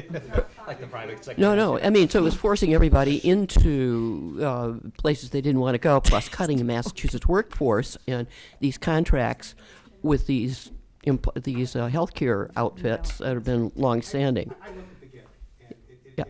the benefit is the same, but there's a lot of carriers. There's Tufts, Harvard, Fallon. There's several carriers. It did seem to me that was I mean, you get one or two More carriers. characters They provide than the same normal. level of benefit. That did seem. I don't No, know but that they there was provide only- the same level of benefit. It was basically. Yeah. Whether you take Blue Cross or United, you can have the same specified benefit, and you can have the same networks. There's a way to do it. I don't want to get diverted. But the deductibles Uh-uh. are different and. No, the employer sets that. Oh, That's not you true. know, We're deviating Yeah. off. We're deviating. yeah, off we are where- deviating. Anyway, it got walked back. Yeah, I should read the Boston Globe. I don't read it. It's not in Okay. the Wall Street Yeah. Journal. I don't see it. Yeah, exactly. And then the other, one thing that's blipped up, it's not, percentage-wise, it's significant, is unemployment, is up by 20%. And that's mainly because the school department took some actions to really cut out some teacher aides that were not working out. And, Those- they've had to take the unemployment costs along with that, so. Okay, so that 20% on the right, which my eyes went right to, Yeah, is right to. unemployment It's costs. unemployment costs associated with teacher aides that they've laid off. That basically what Dr. Price explained is that when she came on board, there were a lot of underperforming teachers' aides, but the process to let them Yes. go wasn't being followed. People weren't hitting deadlines and documenting the way they needed to. Right. She got that all whipped into shape, and as a result, a bunch of people are now collecting unemployment, which obviously we're responsible Which for. cares That's for a 6 18 month- months, so we've Right. got a 18 couple, months. Yeah. another year maybe. Yeah, and okay. some of them are wringing it out to the last, to the last drop, so to speak. Of So, course. which happens. Okay. So some of them, got employment and got picked up elsewhere, but a lot of them are wringing it out. So that's just, So that's the but one where all you're in all, looking. she sees that as a positive thing because now there's a way to get better. There's a process for getting people in there, and when they're not working out, getting them right out. Right, that was the Donna Straight, the HR process and movement, yeah. Okay, Yep. with her. Do you have anything to add? No, I think we thought it was pretty tight, everything in line, so. I'm sorry, is that the 90,000? Thank you for going. Where was that? Oh, No, because it was several, how many meetings was it? 4. Four Yeah, again. So four. it's really becoming 4 a year within a Yeah. concentrated period of time. Yeah, I think the problem is that some of Lynn doesn't always get all the insurance stuff. It doesn't trickle in till after the end of the year. Yeah. So we have to push some of the meetings out. Yeah, and I after think it's fine. I January. just think next year, just to hold myself accountable, we should think ahead of who's going to be on that and when they're going to be under our I glut of highly meetings. recommend attending or being a member of the committee, because what happens is you get more one-on-one dialogue with the decision makers of the budget. Mm-hmm. The school superintendent, Jim Mealy, the Yeah. CFO of the school, Andrew Mailer, Lynn. You get one-on-one information that you probably would never, ever get in this kind of meeting. Yeah. Yeah. The And- light bulb sort of goes on. Yeah. Oh, so No, and that, that's why I should have done it. I couldn't, because it's And really, if anyone starts looking at trends, they go, wow, how come we're not increasing our revenue budget by X? And it's because it's a building improvement. It's a license that's associated with it. It's not gonna go on forever, it's a bump. So you learn these things, and it's well worthwhile, so. can we just Yeah. say lessons learned? Do you think every year we should send one seasoned person to the revenue committee and one newbie? So that, Yeah, I think that's a great idea. That's a good I mean, idea. just I think thinking that's a really forward, good idea. should we? Yeah. Okay.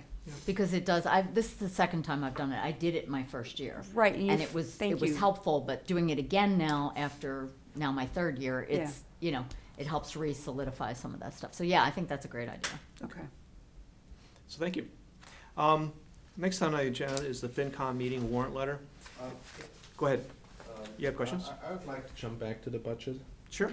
and we might actually get back into I'm a sorry. discussion we just had that got a little bit heated. Excuse me, Thomas, can you pull your mic right near your mouth? And so if What we page could, are you on? we could all jump to page 29. It's not the first time we look at it. And,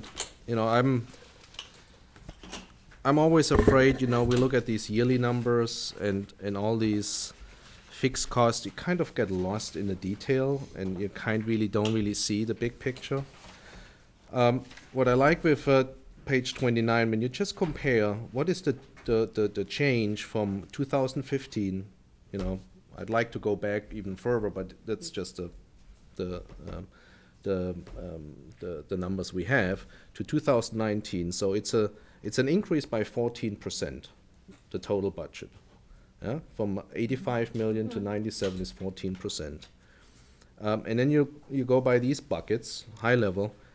The school actually was a little bit under proportional, only increased by 13%. And I know this is a discussion we have, we didn't really put more money into the school budget, we actually didn't even grow the school budget proportionally to the overall budget. It only increased by 13%. The total budget increased by 14%. Not much, but it's under proportional. So, and then there are some other buckets. And then the biggest bucket is the employee benefits, increased by 36%. There you go. And that's where OPEB is in there, the healthcare is in there, and. It's became a bigger share. Again, no news, but you look at these numbers, and the money is going towards buckets which This we is- don't. This is sort of the point that I was trying to make, and I will make, or we will make in the warrant letter. And Bill Callahan started this process before, about how the employee benefits, and God, they deserve every dollar of them, I'm not fighting that. Yeah, But they are consuming more and more of the budget, and they will continue to go forward in that same proportion. I just don't know how much.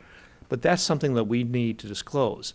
Yeah, this is an annual operating budget, and we can give it the blessing, whatever. But come the end of the day, I want to be able to tell people, look over the horizon a little bit, folks. Because you need to be aware of this so that we can all work together and start thinking collectively, smart, intelligent, about how to address this obligation. And not in a panic, not we have to fund the entire Yeah. future liability, but Is- yes. But I'm gonna look I'm at gonna the whole go back picture. I'm gonna look at the whole. Back to you, Thomas. You know, I just want to put a couple of things, and I want to get Chuck back into the discussion, because I think he has a point.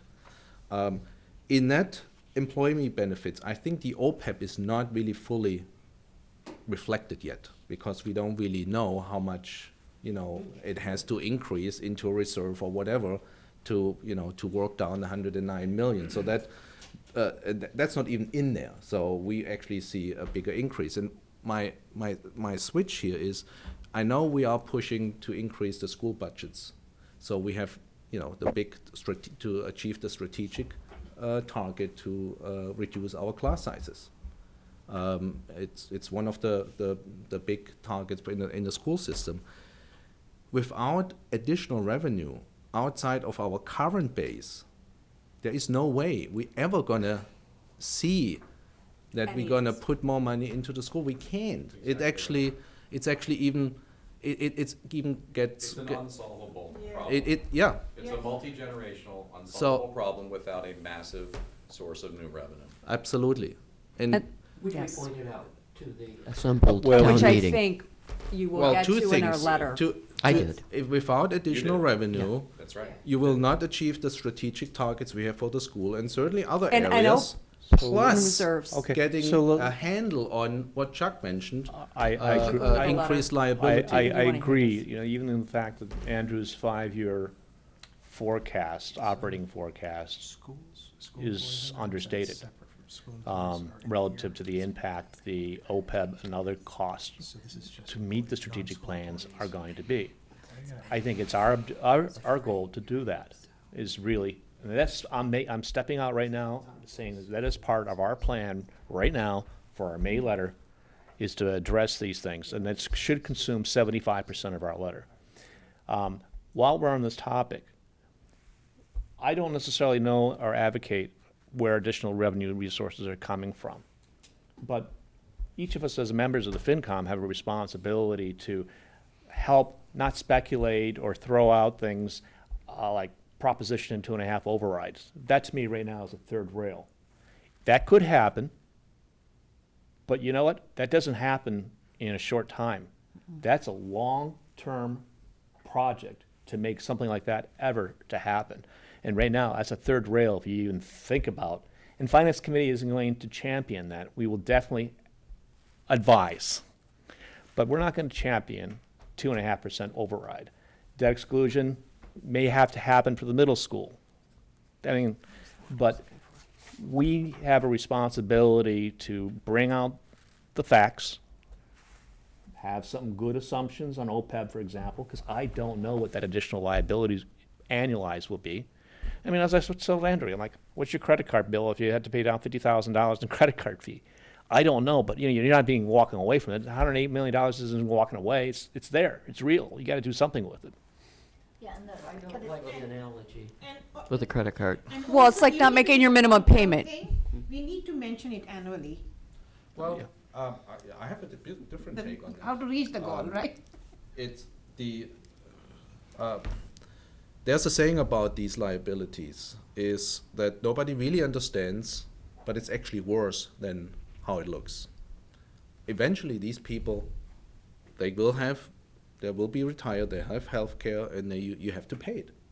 There's no way around it, And people are getting older. It's not like you can expect that most people will be dead. Which is good. But most people are not dead when they're 65. They'll live, till 95 or, further on. And you have that liability all the way through the end. So it's going to be worse. How are you going to deal with that? So the one thing is, in good times, is actually probably the only time where you can have an override. So you use actually where we are on a good footing, you know, and times are good. Economy is doing well. I mean, Wall Street might not agree with that with us right now, but you know, maybe you have to do something in good times where you take that override and put it in a reserve. I'm not saying that is the solution, but you know, I think we have to play around a little bit, or have other people play around. Give us the 4 or 5 million we can put in that reserve, so when times come and we need that money, We're not we fighting don't have to reduce police, fire, or school, because we have to pay the liability, but we don't have the means, because the economy is Isn't going it- down and. You So But you're to- afraid of talking about override. But like Proposition 2.5, I'm sorry, I didn't know what that was till he said something and I asked today. So as much as we should, That is a third rail. I understand it's a third rail, but at what form are we also, I know we're the finance committee, but we don't know not all of us know everything. Can we have an open dialogue? Maybe it's, we don't promote it, we're not putting in a letter, but are we allowed to talk about different options or not? What's our purview? So, one of the dangerous things we've seen in the last couple months is the social media. And I'm glad I'm not on Moms of North Andover or whatever it's called, because I'd probably be a heated person had I been on there for some of the things I've heard come out of it. But I have a problem with someone who says, I'm on the FinCom and we're thinking about Proposition 2.5 override. That is not a FinCom statement. Oh, no, yeah. You know, that is not, and that is not going to be one of our statements this year. You know, all I'm suggesting is that we need to at least present the problem factually as we can. So open the dialogue, so something maybe like that in the future, down the road. So we don't talk necessarily about solutions, we just talk about, here's the problem. Here's That's the what I'm prob- asking, is Yes. that our Well, purview? And also our limitations. The limitation is, we're limited to 2.5%. Right. Okay. That's the what I- limitation. I think we have to draw guidelines around Perfectly, this. I think we have to point that out to people. So, Yeah, I mean, we have to point that out to people. The We're, problem with OPEB is that healthcare costs grow 8% a year. yeah. And we could have the healthiest retired population in the country. We're in a pool with many, many other towns. And so it doesn't matter what happens to our population, what happens to everybody else is what happens. And so the issue with having a liability that grows at 8% and your assets that grow at 0 is that it becomes $108 million and it becomes big. It will never go to 0. You always have a liability for the future retirees. so let's. But the problem is that even if you raise property taxes, unless the property values go up 8% per year, Yeah. and your property tax receipts go up 8% per year, you're still not gonna keep up with healthcare costs. This is why, in case you have heard in the last 20 years, we have a healthcare cost crisis in this country. This is not brand new. Yeah. And so this liability that we give away grows 8% a year. Our assets grow at 0. And so just raising more money one time isn't gonna do anything. Right. Even if you won the lottery, you could pay it down, it will keep growing at 8% Yeah. forever. And guess when it grows at 8% too? During a recession.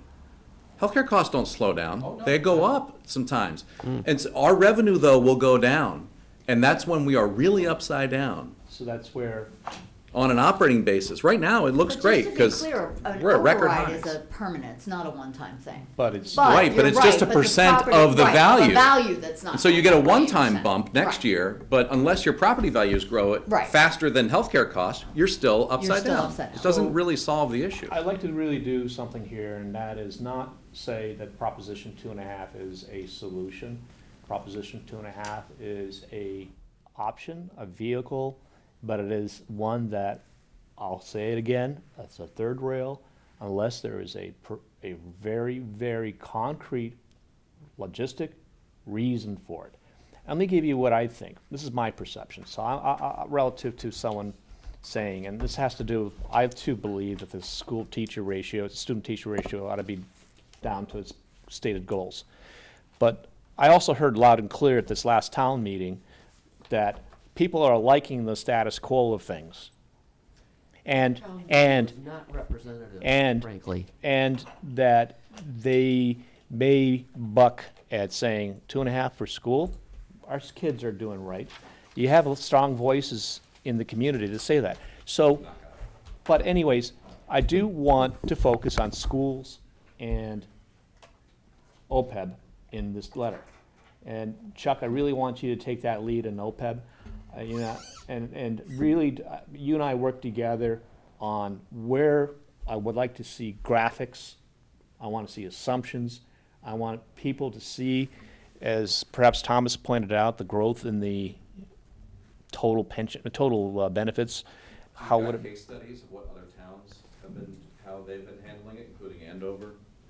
We've got a lot of great Tomorrow data. night we're meeting. It's all frightening and So awful. Where are you going with this? Pardon me? Where are you intending to go with this? I actually intend to make it more of the highlight for the our town meeting warrant, our letter, our warrant letter. The warrant letter. And why? And so you're pointing out a danger to a bunch of people. And are you pointing out any solutions to the danger? Or are you just standing there biting your nails? I do bite my nails. I mean, where are you going with this? So I'm not necessarily here for a solution. You're But not. you know what? But let me tell you something. Yeah. I don't have a solution to natural disasters either, Karen. But if I know one's going to come, I want people to be at least mentally prepared for it. Because right now, as Chuck pointed out, there's only 2 little placeholders in this budget that talks about OPEB. And I think it needs a little bit more broader discussion than 2 little places in the operating budget. I think you're blowing this way, way, way out of proportion. Actually, yes, we have a liability out there. Is it going to become due tomorrow like your credit card? Let's do it every day. No. They pay it every week. What are you talking about? No. So Karen, I don't do know. every 2 weeks. Karen, Well, I don't I know. understand. I'm the one who stood up in town meeting and warned about override, and I used the word. And I said that it's likely, probably, As a resident. coming 10 to 15 years from now, when you get to the high school phase. Okay? But meanwhile, we are trying to operate in a 5 years, 3 to 5 years. Unless you have some kind of a solution that you'd like to offer the public in this document, I don't see the reason why Chuck, to stand there the OPEB and committee pull on the alarm And bell. Our job is. All you're going to do is as scare a citizen- bunch of people about the Karen, budget. Karen, I heard you. Citizen volunteers like us don't make the policy, okay?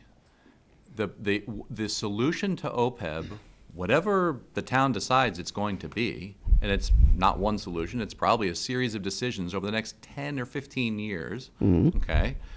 It's got to be made by the politicians, the people that struck these deals, the people that signed the contracts with the teachers union, and now they're going to probably have to go to them and say, you're going to have to pick up more of your health premium. Or they're going to have to cut costs and or raise taxes and or raise revenue, probably all three. All of them probably. But it's not our job to say, cut the teacher pension, cut the police health care premium. For people only on the force between 0 and 9 years, they no longer have health. These are things other towns have done. But it's to the town selectmen and the managers to do that, not the civilian volunteers of the finance committee. I We're not totally here to agree. make. Wait a minute, the guys are agreeing, just so you know. Yes, So and you- the politicians will not change They the both policies agree. unless the citizens are made aware. And that's what he's saying, that we will just bear it open, we'll present it before them. So that they can, if they have to, citizens have to raise their voice, then the politicians' views can get influenced. Well, I happen to believe Which that are- these problems are not solvable in their entirety at the local level. They just simply aren't. It's a state problem, and it is a national problem. No, the state will not help us. They have actually even a bigger problem. Karen, I think. Well, I'm thinking 10, 15 years out in the future. I'm not thinking For tomorrow. I'm our not either, kids to Karen. take the burden. I have never said tomorrow. I'm very comfortable with Andrew's approach for the next 5 years. We're going to be comfortable. But you know what? That's not reality in the end. Years are just like the last 5 years. Yeah, So Ken, is there an educational component to what we do? absolutely, Okay, so. absolutely. Then I'm kind of inclined to support what you said, because I think the schools are probably the most important issue single-handedly to the average North Andover citizen. So You need to give some, I some want digestion of the I budget. want 75% of our report, I'm And just do throwing a you- number out there, focused on schools and the OPEB. And then OPEB is one of those things, to your point, that people really don't understand. And unless I don't they- really understand, but let's get intelligent about it. That's all. But- Sasha? So we historically have tried, and so you guys are a little new to this process. Just so last year we changed, I think, the process a little bit, and I was new last year. So it seems like we really took a kind of tried to do an executive summary Process of what? of creating our warrant letter Okay. to put into the budget. So we tried, I think, very hard to make some key bullet points and to make this an executive summary letter. Are you gonna pull it out? That might be really helpful. So maybe we can think about, in terms of not necessarily right now discussing specifically what we're gonna put in there, but maybe the framework, so we know the best way to approach this going forward. That might be helpful. Well, I don't want to do that right now. I'm sorry. We actually have carved out the sections for people to do it. What I really want to do right now is, I want the thoughts to get generated, and also too, I would like to see, I mean, if anyone disagrees that there ought to be, I mean, we can talk about the operating budget. We can talk about the capital improvement plan. We can talk about the water. I do want to talk about the reserves. But I really think the meat of the town right now is, I mean, things are going smooth. We said it in that letter, like, hey, we're stable, AAA bond rating. But I really think that we're not doing the service that we should be to the town by just saying everything looks good this year. You know, we need to say something in the future. But I'm just sort of like trying to cut some time here. In our next meeting, let's work down the structure of things. So that's fine then, but I guess when thinking as a new member, I didn't understand the structure and the format and how to frame my thinking and what was appropriate and not appropriate to put in that letter, because I didn't know what it looked like. So I was trying to kind of cut down on our discussion and give you guys a better framework of what kind of information you may want to put in That there. would be helpful to see. Yeah, because I thought we did that at the beginning of We the did. year, and I apologize. We discussed who was going to do each section. Right. We went through the letter, so let's revisit the letter. After this meeting at some point, I'll email you guys the link in Google Drive, or I'll do it as attachment. I'll just do it. Go on the town website and look at last year's Yeah, warrant. but you know how many clicks you got to get through to get that? Let me It's just, not that hard. I mean, that's because you're a whiz. I'll email you guys as an attachment. That might help I frame think that was a like, okay, compliment. what Thank you. information is most important for me to put based on the format and what. Because, yeah, you what guys were maybe the brand OPEB new. committee put Actually, on they Yeah, I were think here when- were they The here when we instructions started we the got was discussion? look at last year's letter. Everyone get carved out. Yeah, and we already discussed the trying to- major Yeah, it's at the sections we want to beginning of the warrant. emphasize, which are no different than, I think, what we're discussing today. I Right. think it was the Yeah. third item we It's- never discussed. We it's- said OPED in schools, but we didn't know the third. But I'm just wanting to emphasize what I think the magnitude, everyone should be working on their parts, but I really want the magnitude of the letter to be focused on those two main topics. And yes, I am driving and directing it, because I do think, otherwise, we got nothing to talk about. I've got a question. I mean, and this may, I don't know if this is a naive way of looking at it, but that $108 million, what's the maximum that would cost us in any one year?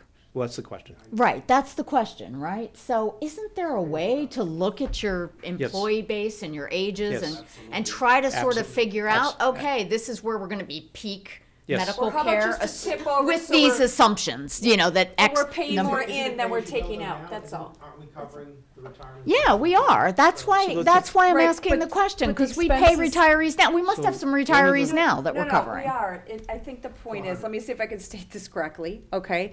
The money that we're paying now is not being replenished Right. enough. It's like Social Security. We Right. talk about it at the It's- yeah. federal The level. liability grows 8%. Thank The you. money Right. to We replenish just it got to grows get at past, 1%. it's like the 1%. minimum payment on Right. a credit card. You It's just got to like- get past that it's tipping like point where Medicare you're or paying Medicaid. it down. Yeah. Right, it's an- Versus Or Medicaid. at least, Disaster. yeah. That's another question I have. Aren't, We're working on that. Chuck is- Medicare, aren't our health retirees eligible for Medicare? You can't double dip. Yeah. So It's they one get or the the other. state system, they don't get to get Medicare. I didn't realize. I mean, I guess it never occurred to me, but, so they don't, Do some free-range thinking and thinking, like, well, could we do some law change at the state level in which you could Or what do you go could change back the into plan now double for dipping current and employees. be able Yeah, to there's all So sorts of we move don't pay people into into Medicare for private our employees. insurance? Right, we don't We don't pay pay into into Medicare. Medicare? We don't pay Okay. into Medicare. That's a great question. But they might Yeah. be able to buy private insurance on the private market. But that's all for our committee to kind of see what other towns are doing and understand their Okay. options. Companies stop offering plans like that, in the Right. 90s. Why do you- because that's why. they realized- Exactly, they realized it was realized an you can't upside down afford it, proposition, yeah. they GM can't. stumbled over that. You know, Yeah. You that know- was the main reason why they had to declare bankruptcy, so they can make Yeah. a clean cut. And everybody went from the defined plan to the, 2007, General Motors spent more per car on the retirement yeah, benefit of the yeah. health of the ex-retirees than they did on steel, yeah. on each Wow. car.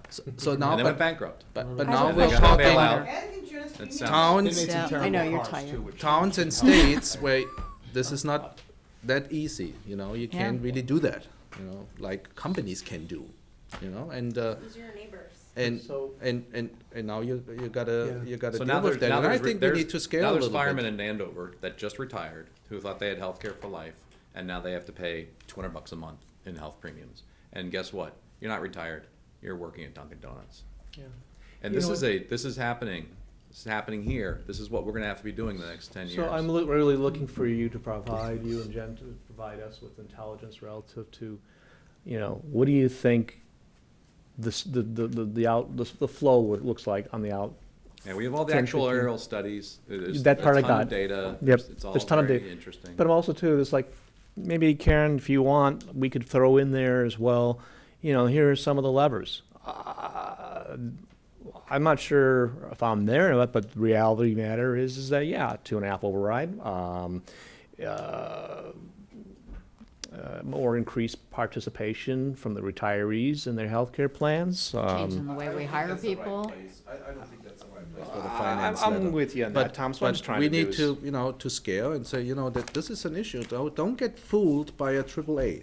Don't get fooled that we all have parks and fields and open space and we're doing really well. There is an underlying issue. I agree with you, We just Thomas. need to educate them from. Yeah. Well, that's what I was wondering, in this education of OPED in schools, do we, because it seems like a temporary environment where the federal government is not paying for as much, so it's falling on the states, which then falls on the town, do we address that we could have an unaccounted for increasing liability to cover like, what? I'm not going to go there. Okay, that's, we'll just say that. You mean like school funding, you know, when? Well, no, you have town roads, everything, like, I'm not gonna everything's go going there. to lack, we're No, not going no, there, okay? no, because Because then that's temporary, Then you're- right? Then you're deviating from the message we're Okay, trying to send. thank you, that's it. That's all I need. When's our next meeting? March 6th? Okay. Because we have the holiday break in between, and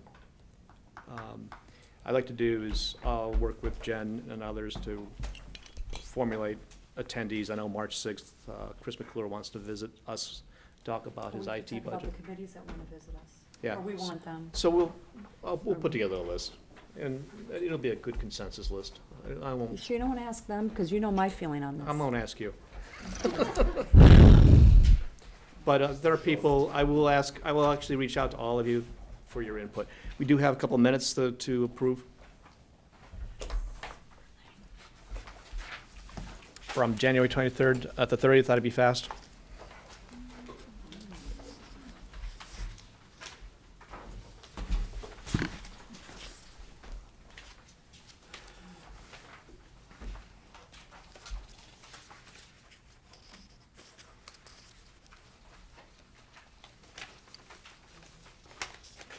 I already read this.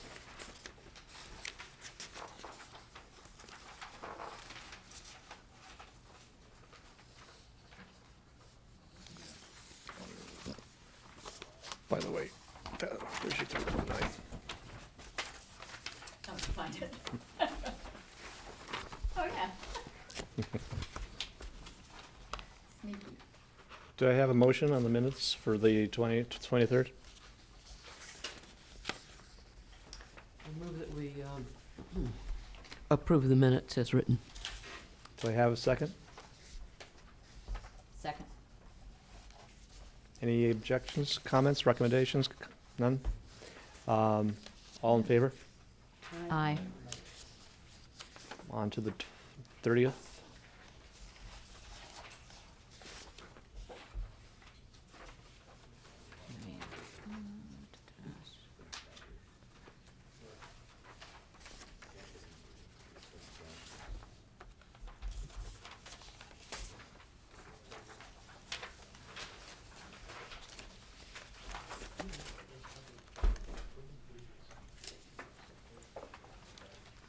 Do you hear any motion on the minutes from the January 30th? I hereby move we approve the meeting minutes for the meeting date January 30th, 2018. Do I have a second? I second. All in favor? Aye. Aye. Any public comment? No? New business? Go for it. Maybe not more business. I just noticed that we have a Monday meeting on March 26th. I was There's a just reason. wondering why. Election. Oh, that's the, okay. Thank you. All right. Yeah, is that going to be a, I think it's a 26. didn't you yeah. put those on everybody's calendars? All the rest of the meetings are on our calendars, they're right? and that's when I realized, you know, I No, normally. he sounded like he didn't know. When I accept, I accept. Yeah, you do it. March. Yeah. This time's gonna fly by. Yeah, we have, just for clarification, we have well, obviously this Thursday's meeting was canceled. We're aiming for a joint meeting? Don't know. I was just still in talks with Phil. Okay, God bless you. Okay. Bless you, bless you, and bless you. March 6th, we have a meeting. March 20th. We have 2 meetings in 2 weeks. And then Monday, the 26th. April 3rd. And then May 15th. May 5th, yeah, that's a town meeting. Yeah, sorry, town meeting. So you want me to read those off? We The have, 15th. again, March 6th, Hang on. March 20th, No, it's always Tuesday. March 26th, April 3rd, and then the town meeting on May 15th. April 3rd is the public hearing as well, and then the regular. Oh, thank you, yep. And we do have some due dates, like April 6th, it's the Finance Committee recommendation letter no later then. So we should be shooting for somewhere in the middle of March for a first draft on our letter. If we're at that first draft by the middle of March, we are well ahead. How about if we're at Any- first draft by March 20th meeting? Bingo. We're well ahead of our goals. And whoever was around 3 years ago for that marathon letter writing campaign, Karen, you. Yeah. Thomas, myself, that was so much fun. Remember the senior center?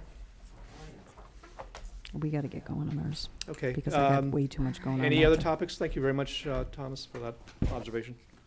Any other things? Talk? Okay, do I have a motion? I move we adjourn. I Second. second. All in favor? Aye.